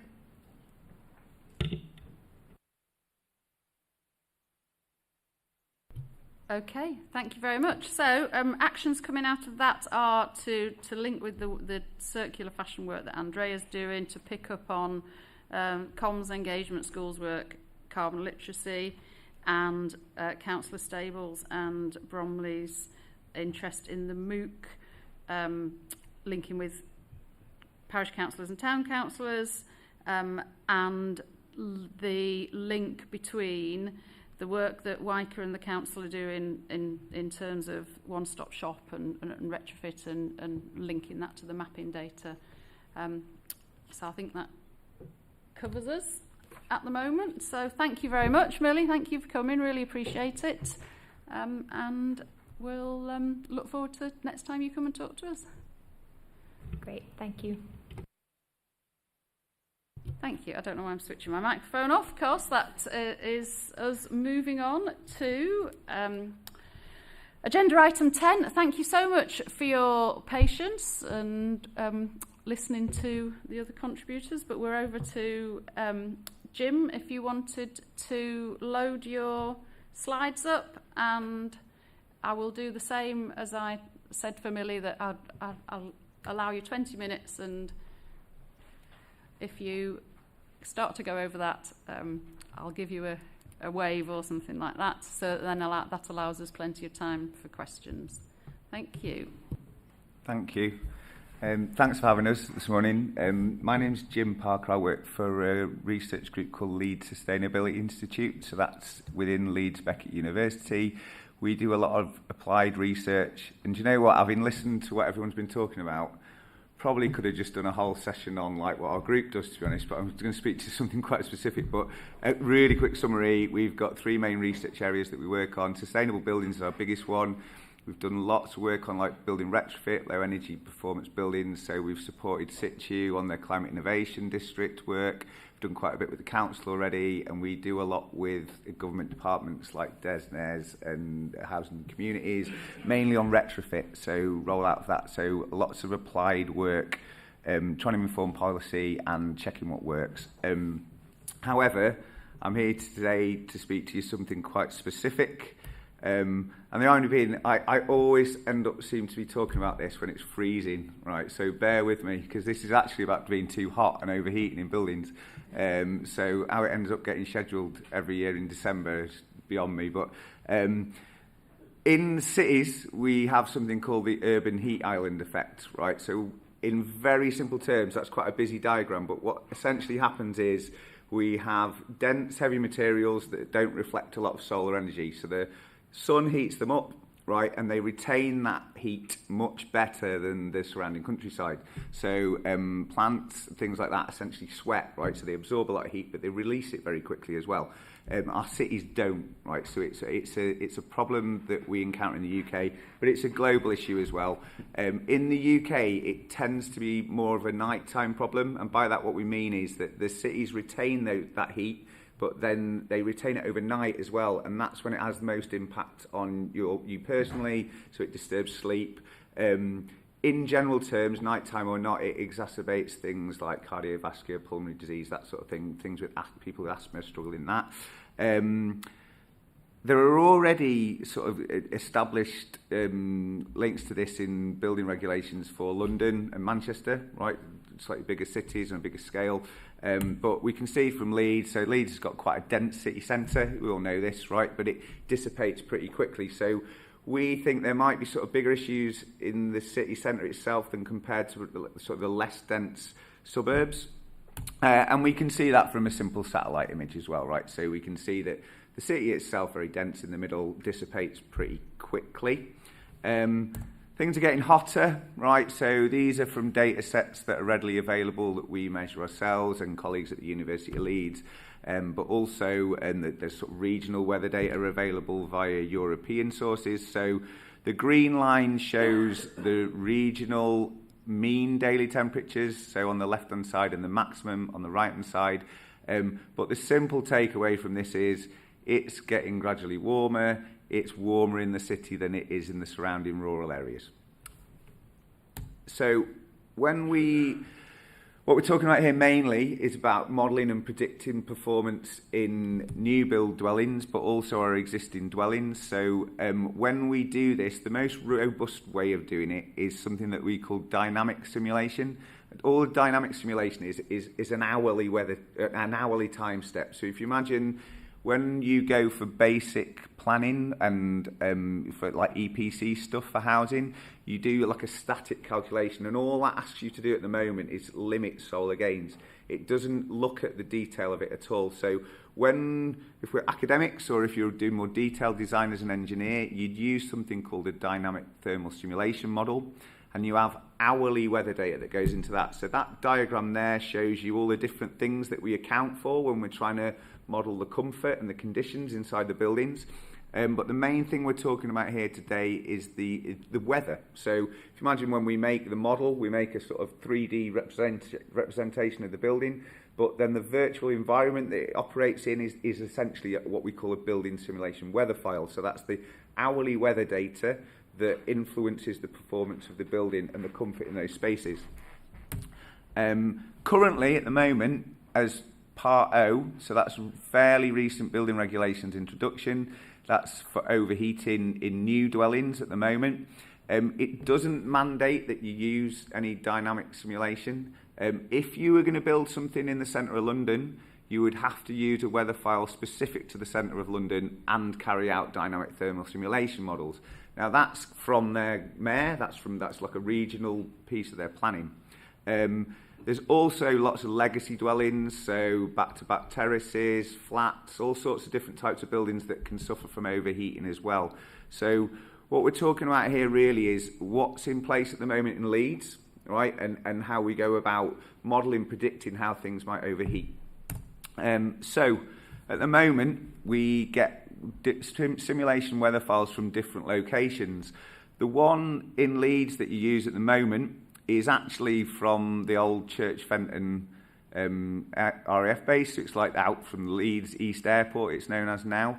The reason that a lot of cities will use weather files from those locations is because airports are most concerned with the weather for obvious safety reasons.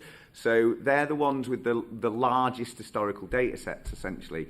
For Leeds, you've got either the windiest place in the city, which is Leeds Bradford Airport, which is not indicative of the conditions in the city centre at all, or something from a plane out in the countryside, at least East Leeds Airport, which is like 20 metres above sea level. So neither's representative of the city centre itself.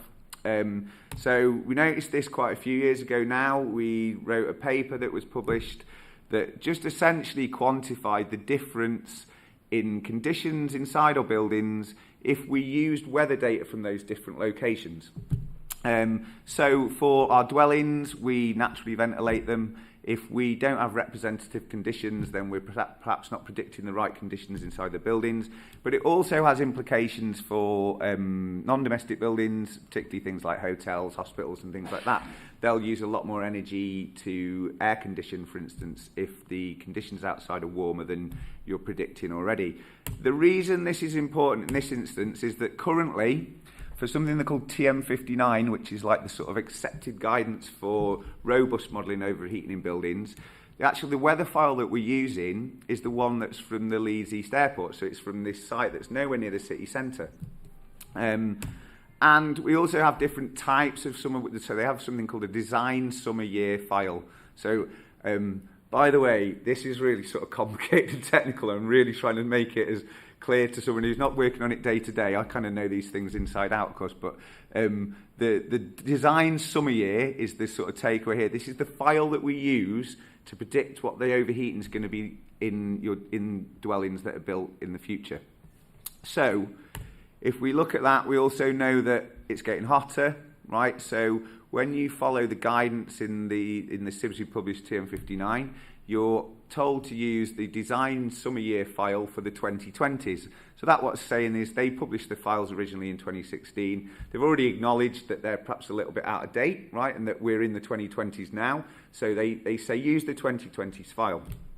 So the reason that's important for this presentation is that if we take those temperatures that we saw before, so we've got the mean daily temperatures on the left-hand side and the maximum daily mean on the right-hand side, and the dotted yellow line is just the standard design summer year file, right? So what we can do with these simulation files is we can morph them for future climate scenarios. So we can say, well, based upon the unfortunately named UKIP projections for the UK, so that's the UK climate impact projections.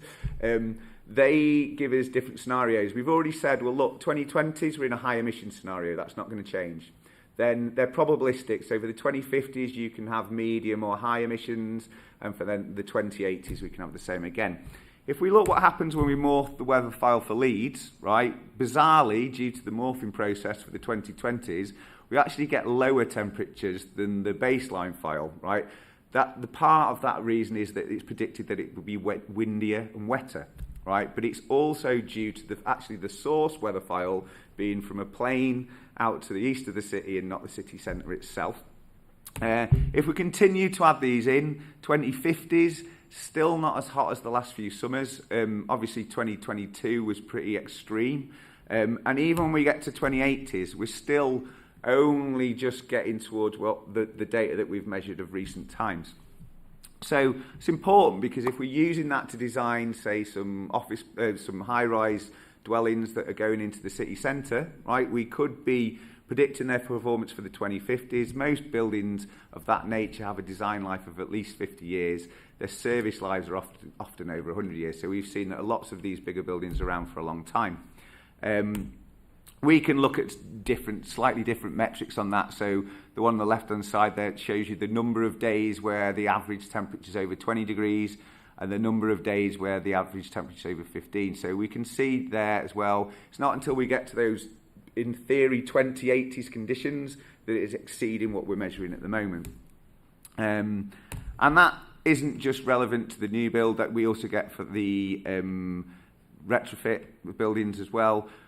What we have found a little bit actually, and this is kind of like a co-benefit of the retrofit schemes that people like the City Council and Housing Associations are already running, is in a lot of our poor performing older dwellings, the legacy stock where you've got solid wall, no insulation, actually the things that help them retain heat can also help them reduce heat a little bit as well. So that's stopping the amount of solar energy that's getting into the dwelling through the fabric as well. We've also got, at the moment, a network of sensors across the city. So again, like said at the start of the conversation, we could have presented quite a lot of work, I think, that's relevant to lots of different things. So I've got a network of 65 what we call microclimate sensors spread across the city. So they're in different parts. There's sort of orange and green dots that you can see there, show those locations. They've been primarily used to help us understand the difference between the grey spaces and the green spaces in the city. So the benefits that our parks and treescapes, which are sort of catch-all for like woodland areas, have on our climate and how that helps to regulate it. We've also got 5 brand new weather stations going out across the city. So they collect data every 10 minutes. That's a lot more detailed, and that's hopefully at the start of the conversation of us compiling a data set that we can start to use to model the actual impact on the buildings in the city centre. So this is my colleague Hamdi, who's a full-time PhD student that's joined us now.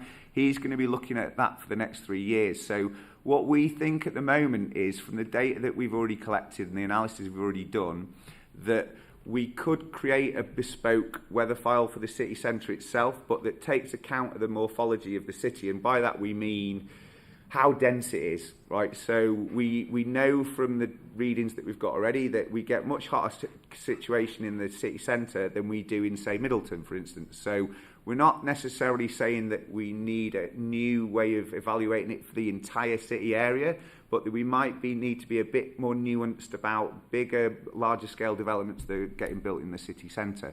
So Hamdi's going to be working on that. He's a lot smarter and quicker than me and has already produced this map for us. So this just illustrates the difference in intensity of temperature that we've found over the last few years across those microclimate sites that we're measuring. Although I would hasten to add that we've had 2 rotten summers, right? So even though they're statistically warmer, we haven't necessarily experienced the peaks over the last couple of years that we would expect to do so. We can see, though, already that even from those last 2 summers, these show us the average diurnal temperatures, so the pattern that we're talking about. So you can see in the early morning hours, those lines are all a lot closer together, right, because the sun's heating everything up. But overnight, the city's retaining the heat.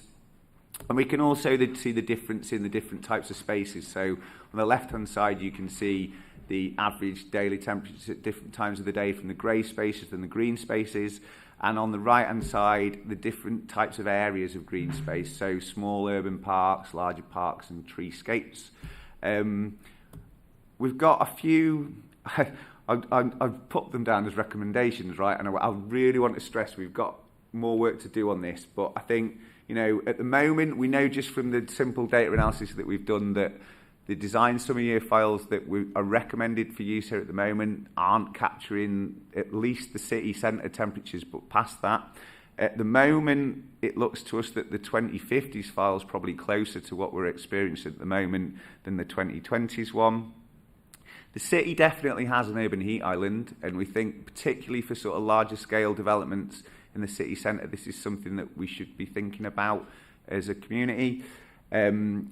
Full weather stations are being deployed right now. I'm in the process of putting those out. So one's staying up at our Headingley campus where we're based, and others going on. In fact, one went to Situ's Climate Innovation District last Thursday, went up on the roof there. One's going out at the White Rose Innovation Park, so near the shopping centre.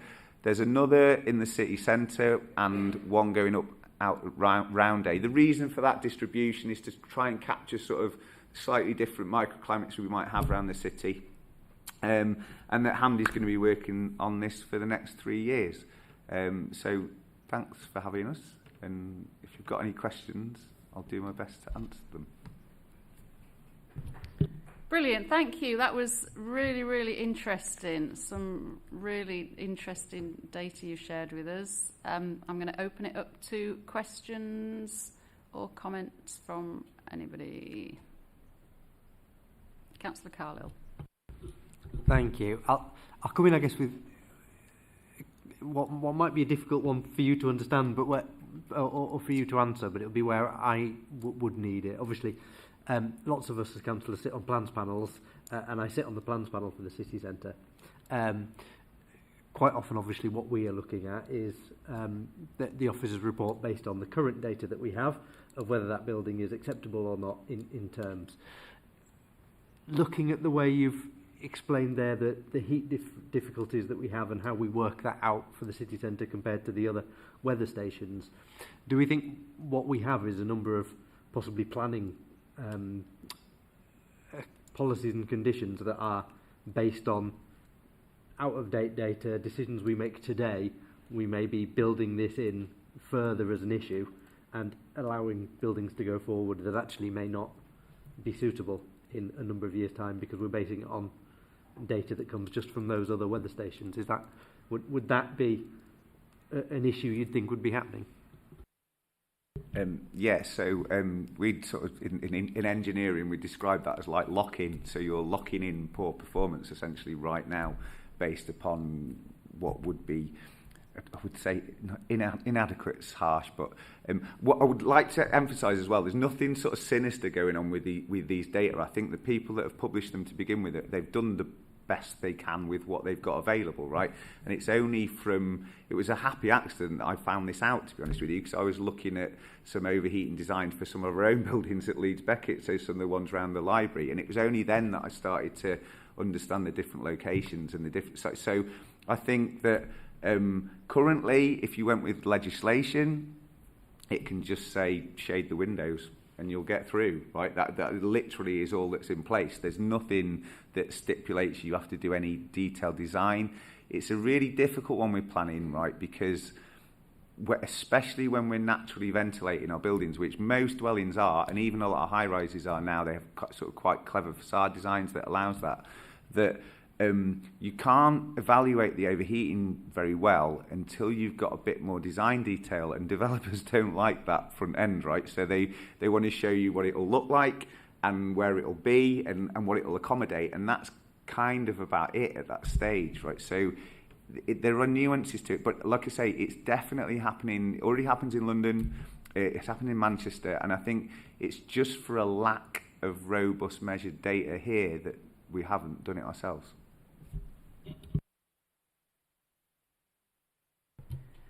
Thank you. Anybody else want to come in with a question or comment? Councillor Ray. I'll press the right button this time. I just wonder about how the green space affects this island. How much green space do you need, and how quickly moving out from the city centre does the green space have an impact? Green spaces are sort of, even though this seems really niche, right, you'd be amazed at how much focus this gets from research around the world, and it is pretty well established that green space does help, right? The type and complexity of green space makes an impact. So, for instance, Central Park in New York has a much bigger impact than Park Square, for instance, for obvious reasons, right? It's loads bigger and it touches on a lot of other areas. So I would say, personally speaking, for the city centre in particular, it's quite devoid of much green space at the moment, right? There's Park Square, the bit coming through Air Park, but we don't know quite what extent that is, and then most of the other ones are on the fringes of the city. So yeah, it definitely makes a difference. The more trees there are, the better, which I know seems a bit of a no-brainer most of the time, right, because they're good for loads of stuff, but they have a much bigger impact as well, because they shade, if you imagine, they provide a canopy, so they shade the air that's underneath it.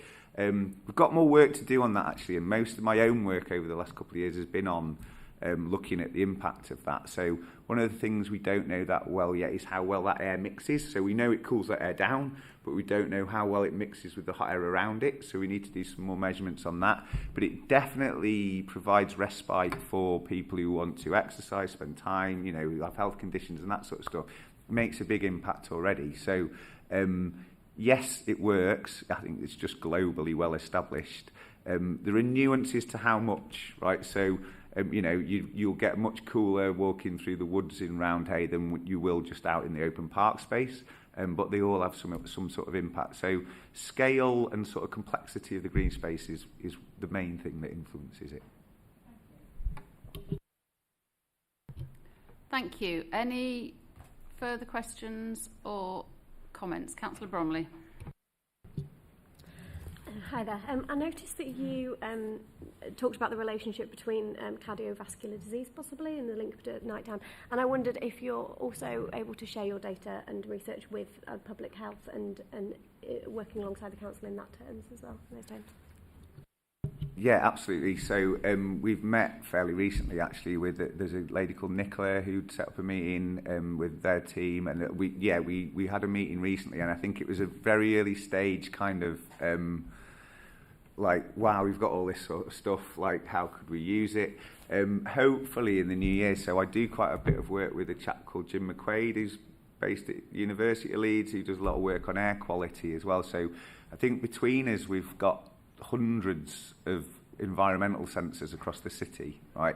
And we've been calling ourselves Sensing Leeds for a while now, right? And just never quite found the right funding vehicle to publish that. But yeah, we want to make all of that open and accessible. So, you know, the idea being it would be mapped at a simple level, but that if you wanted the data for your area, you could go in and download it and use it. So yeah, we'd love it to be used by more stuff. And we are.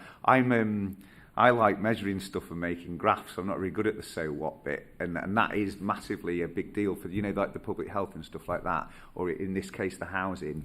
It's something that, yeah, any input and advice on that for us would be great, because like I say, there's quite a lot of it's not as simple as it looks measuring it all, and so loads of energy goes into that, and when you get to the end of the so what is like where we need help as well, I think. Thank you. That's really useful, and I'm really pleased to hear that that work has started. I know they mentioned recently that they're looking at how they can incorporate the, you know, climate changes into the work that they're doing and focuses, so they can make really informed choices, and that be obtainable to all of us for all this decision making would be really brilliant. Thank you.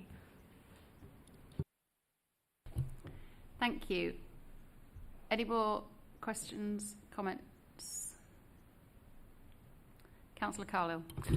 Thank you. I guess my only comment, and it might be for when we next have a director update from City Development, would be how far we've taken into account some of this work in the upcoming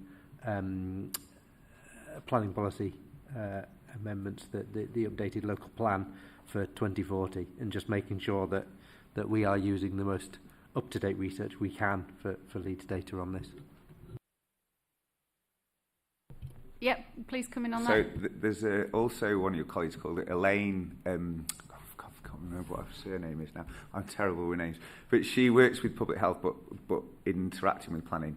And we've definitely started to have those conversations. And we had sort of spoke to planning a few years ago, and it's only since it's been a bit of delay getting Handy on board in terms of funding and stuff. So I think that we see it as we know there's a problem, right? We need to make sure that what we advise is like bulletproof, right? Because we don't want to go and set you off on the wrong track. So I think it's like yes, there's a problem. Can we tell you how bad it is in 12 months or so? Because that, you know, I think it goes a caveat into the planning process that it's something to keep an eye on. Because I know the planning process can be quite slow as well, right? So there will already be things that are in now that even predated that Part O guidance for overheating, because that's only come in the last 12 months. So it's about getting it into that process early enough that I think is the issue. But I'd say particularly anything high density probably does want looking at. Thank you. Thank you. Anybody else want to come in? So can I just pick up on that, really? I mean, it seems to me that we've got a committee here that's passionate about doing everything we can in terms of adapting to our changing climate. And we've got a problem you described as poor performance that's kind of locked in because of the data that we're using. And I'm just kind of wanting to pick up on some of the things that Councillor Carlisle was saying. I think looking at the planning that we're doing in terms of the Plan 2040, I think is a really important piece of work. But is there anything else you can suggest to us that can feed into our planning process in terms of improving the data sets that we're using? You mentioned London and Manchester do something different. Is there any learning we can take from that?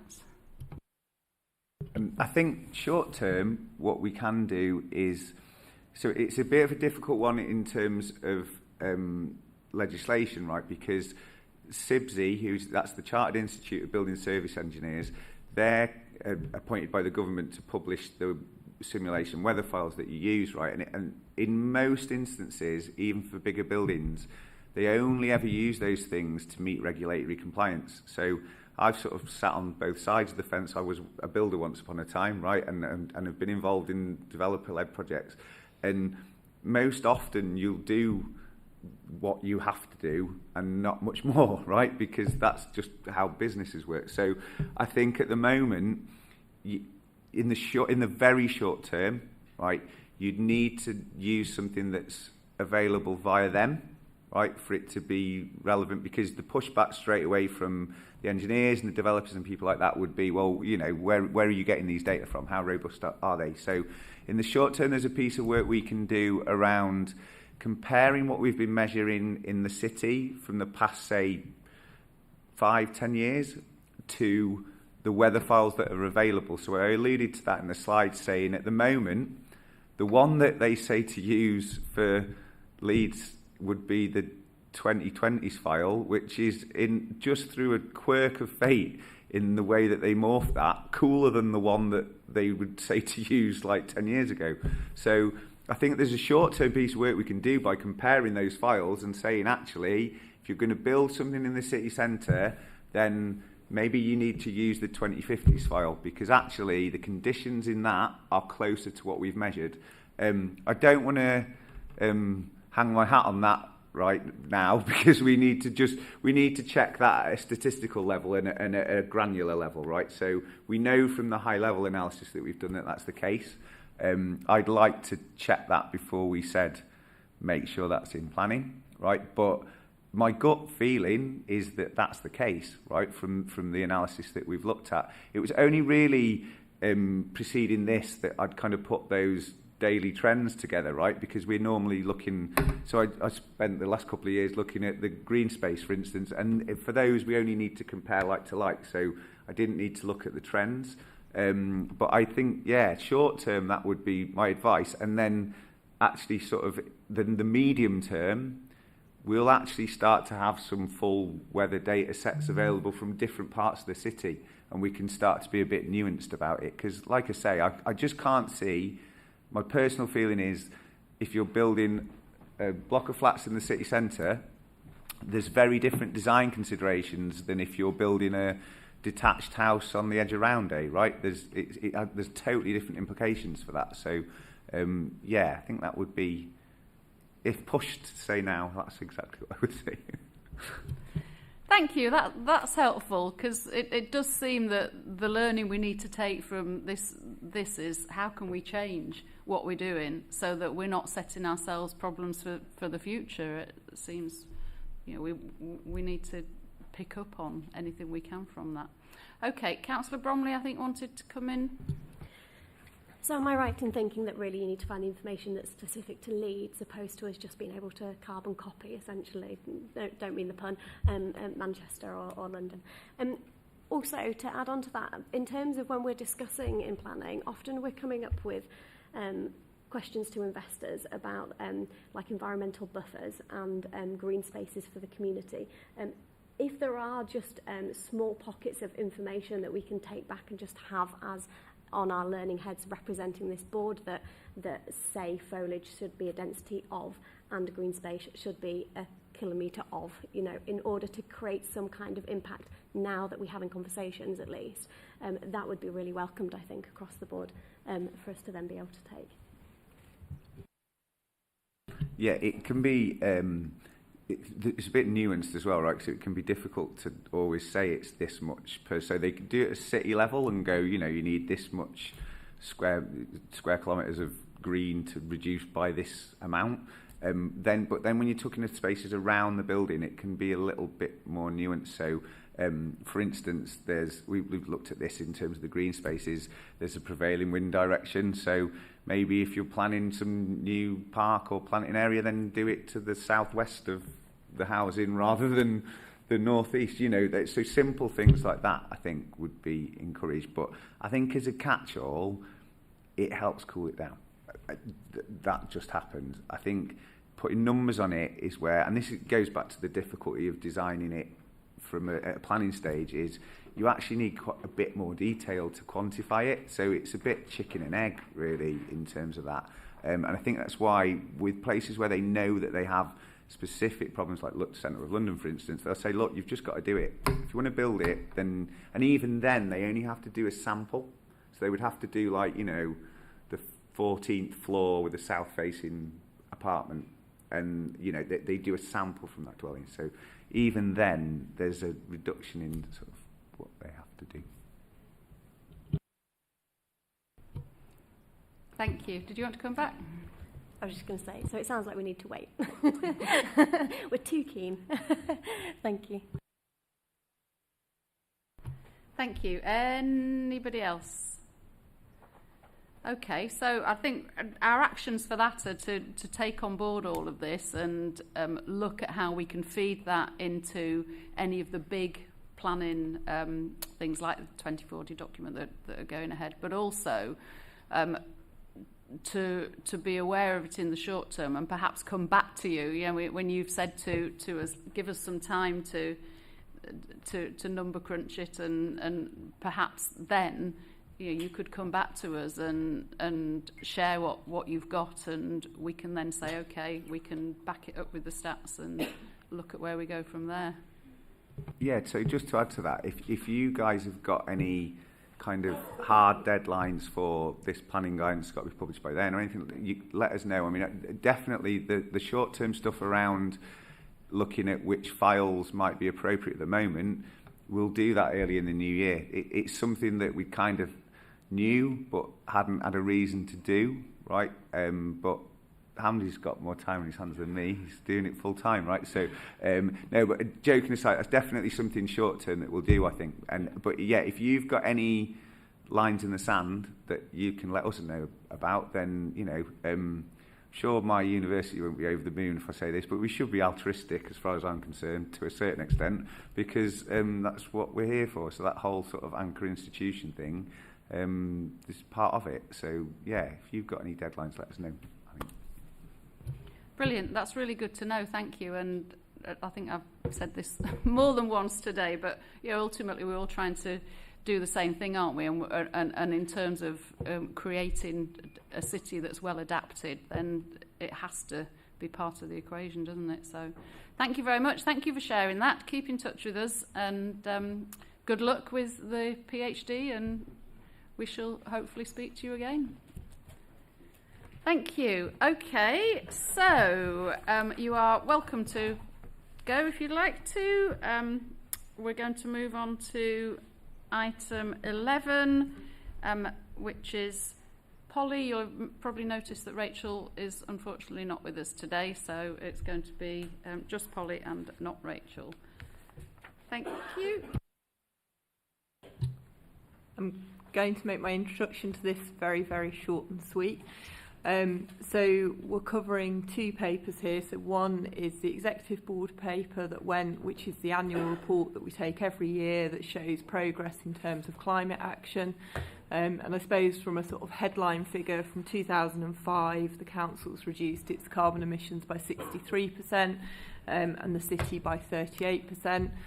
The report talks about a variety of different work streams that are ongoing around housing retrofit, our fleet, some of the community projects that we sponsored, and then the other reports. That report has been to Executive Board and has also been through scrutiny, and so it's just for a kind of another view in terms of any reactions or thoughts on that. The other report is specifically about the work of the Climate Emergency Advisory Committee. So every year we take a report to full council that reflects on the work of this committee, what's happened, any changes that have been made to it. And again, obviously as committee members, it's key that you have a chance to comment on that before it goes to full council, and that it reflects the views of the committee. And so that's where I'm planning to leave it, because I'm hoping that people have read the reports and really just use the time for questions and comments on either or both. Thank you, Polly. So feel free to comment or ask questions on either report, but I think I would be particularly interested as well in hearing any comments that you've got on the SEAC report, because that's at a stage where it can be amended. Thank you.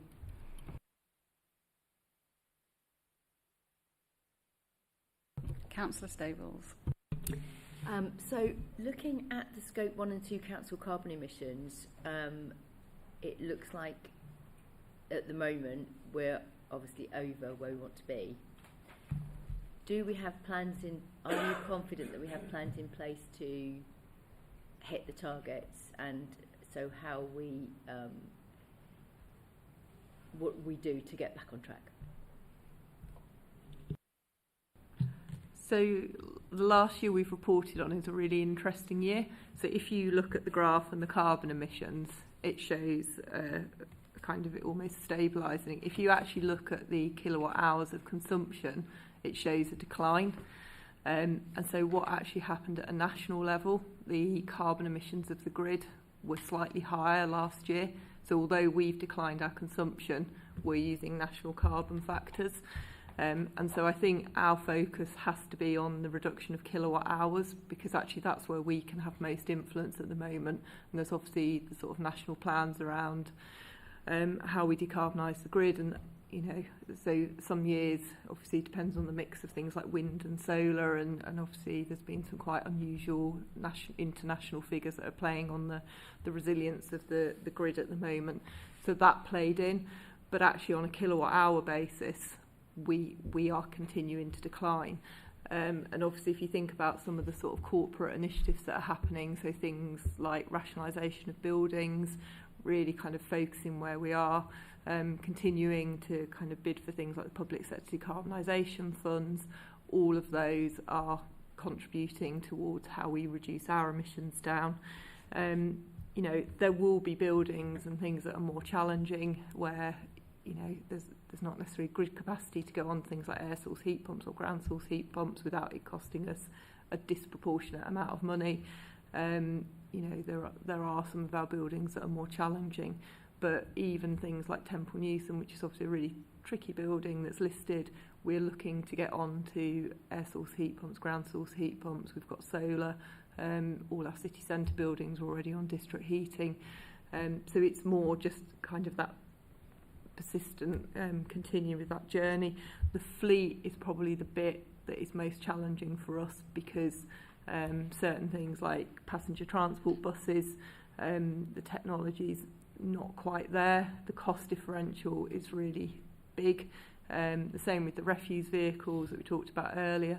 You know, we've put our first toe in the water. We've obviously got a fleet of 70, 80 refuse vehicles. We've only done 3. But obviously we need to make sure that they're operationally effective. So that the fleet bit will be challenging.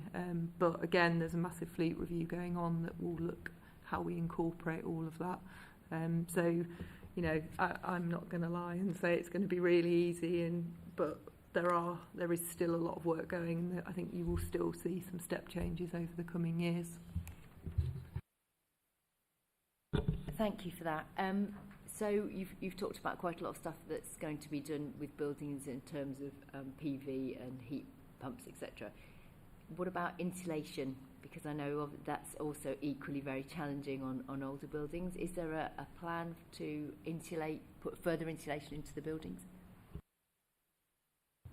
I think that's probably less so. So we are still doing some of that. So when we look at the public sector decarbonisation schemes, a lot of the time we look at examples like, for example, here we improve some of the draft proofing of the windows in Civic. But for example, here you couldn't put external wall insulation or internal wall insulation on, given the building. We have looked at sort of thermal imaging on some of our leisure centres and things to see what we can do and most cost effective. But a lot of the time it is around kind of better windows, better doors. So it's more about better building maintenance rather than additional insulation. So it isn't the number one at the moment. I think that's different when you look at our housing stock. That's a different story, but for our corporate estate, you know, a lot of them do have an element of insulation. So really the key thing in terms of the carbon is moving away from gas heating. So thank you. Anybody else got any questions or comments on either of those reports?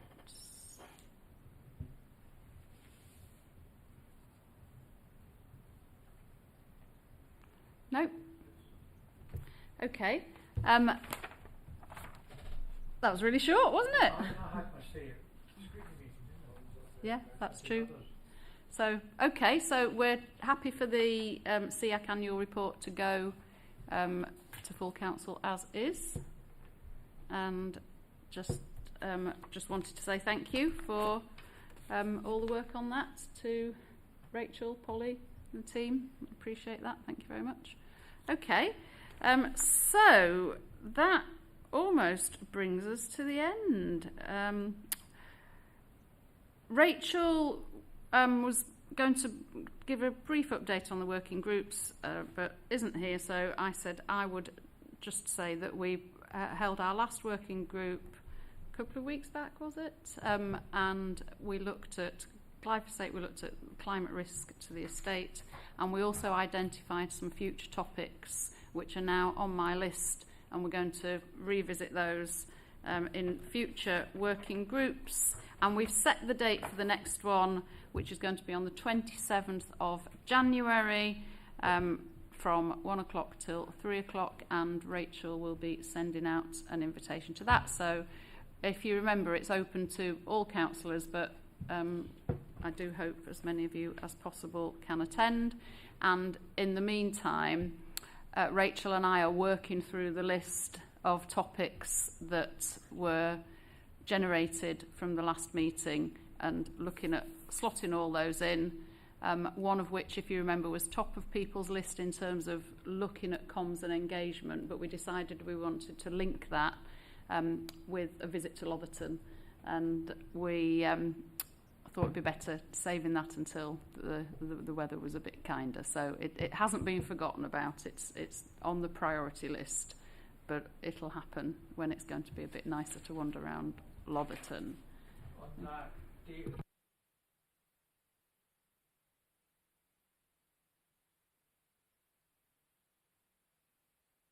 Is there? Do you know how many other people it affects? Right, okay. That's definitely worth looking at, because Rachel and I have had a chat about that date, and we chose it because we thought it was free. But if that's not the case, okay. Let me look at that, because what I wouldn't want to do is set it on a date where it's clashing with something that's going to take quite a few people away. So, okay.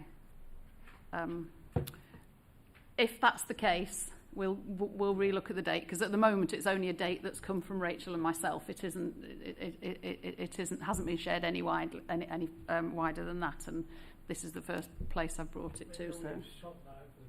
Future is to use Doodle. If you send all of us a Doodle to do, we can then let you know in advance when we're free. Now that might be a good idea, because although we're inviting all councillors, we're the priority group here, aren't we? So, yeah, I think that's a great idea. Okay, so action number 1: does it clash with the community committee? And action number 2: send out a doodle poll to this committee. I would imagine it'd be very surprising that we can accommodate everybody all the time, but we can go for a best fit model, can't we? And then at least most of us can attend. So, okay, leave that with me. I'll look into that. Any more comments or questions on working groups? Okay, so in that case, that brings us to the date and time of the next meeting. Are you listening carefully? It's on Monday, the 20th of January at 2 o'clock. But the most important bit of information is that it's going to be a remote meeting. So it will not be held in here. It will be a remote meeting. and look forward to seeing all of you then. Hope you managed to get a break in between, and if you haven't taken a mince pie or some equivalent, then please do so before you go. Thank you very much, everybody.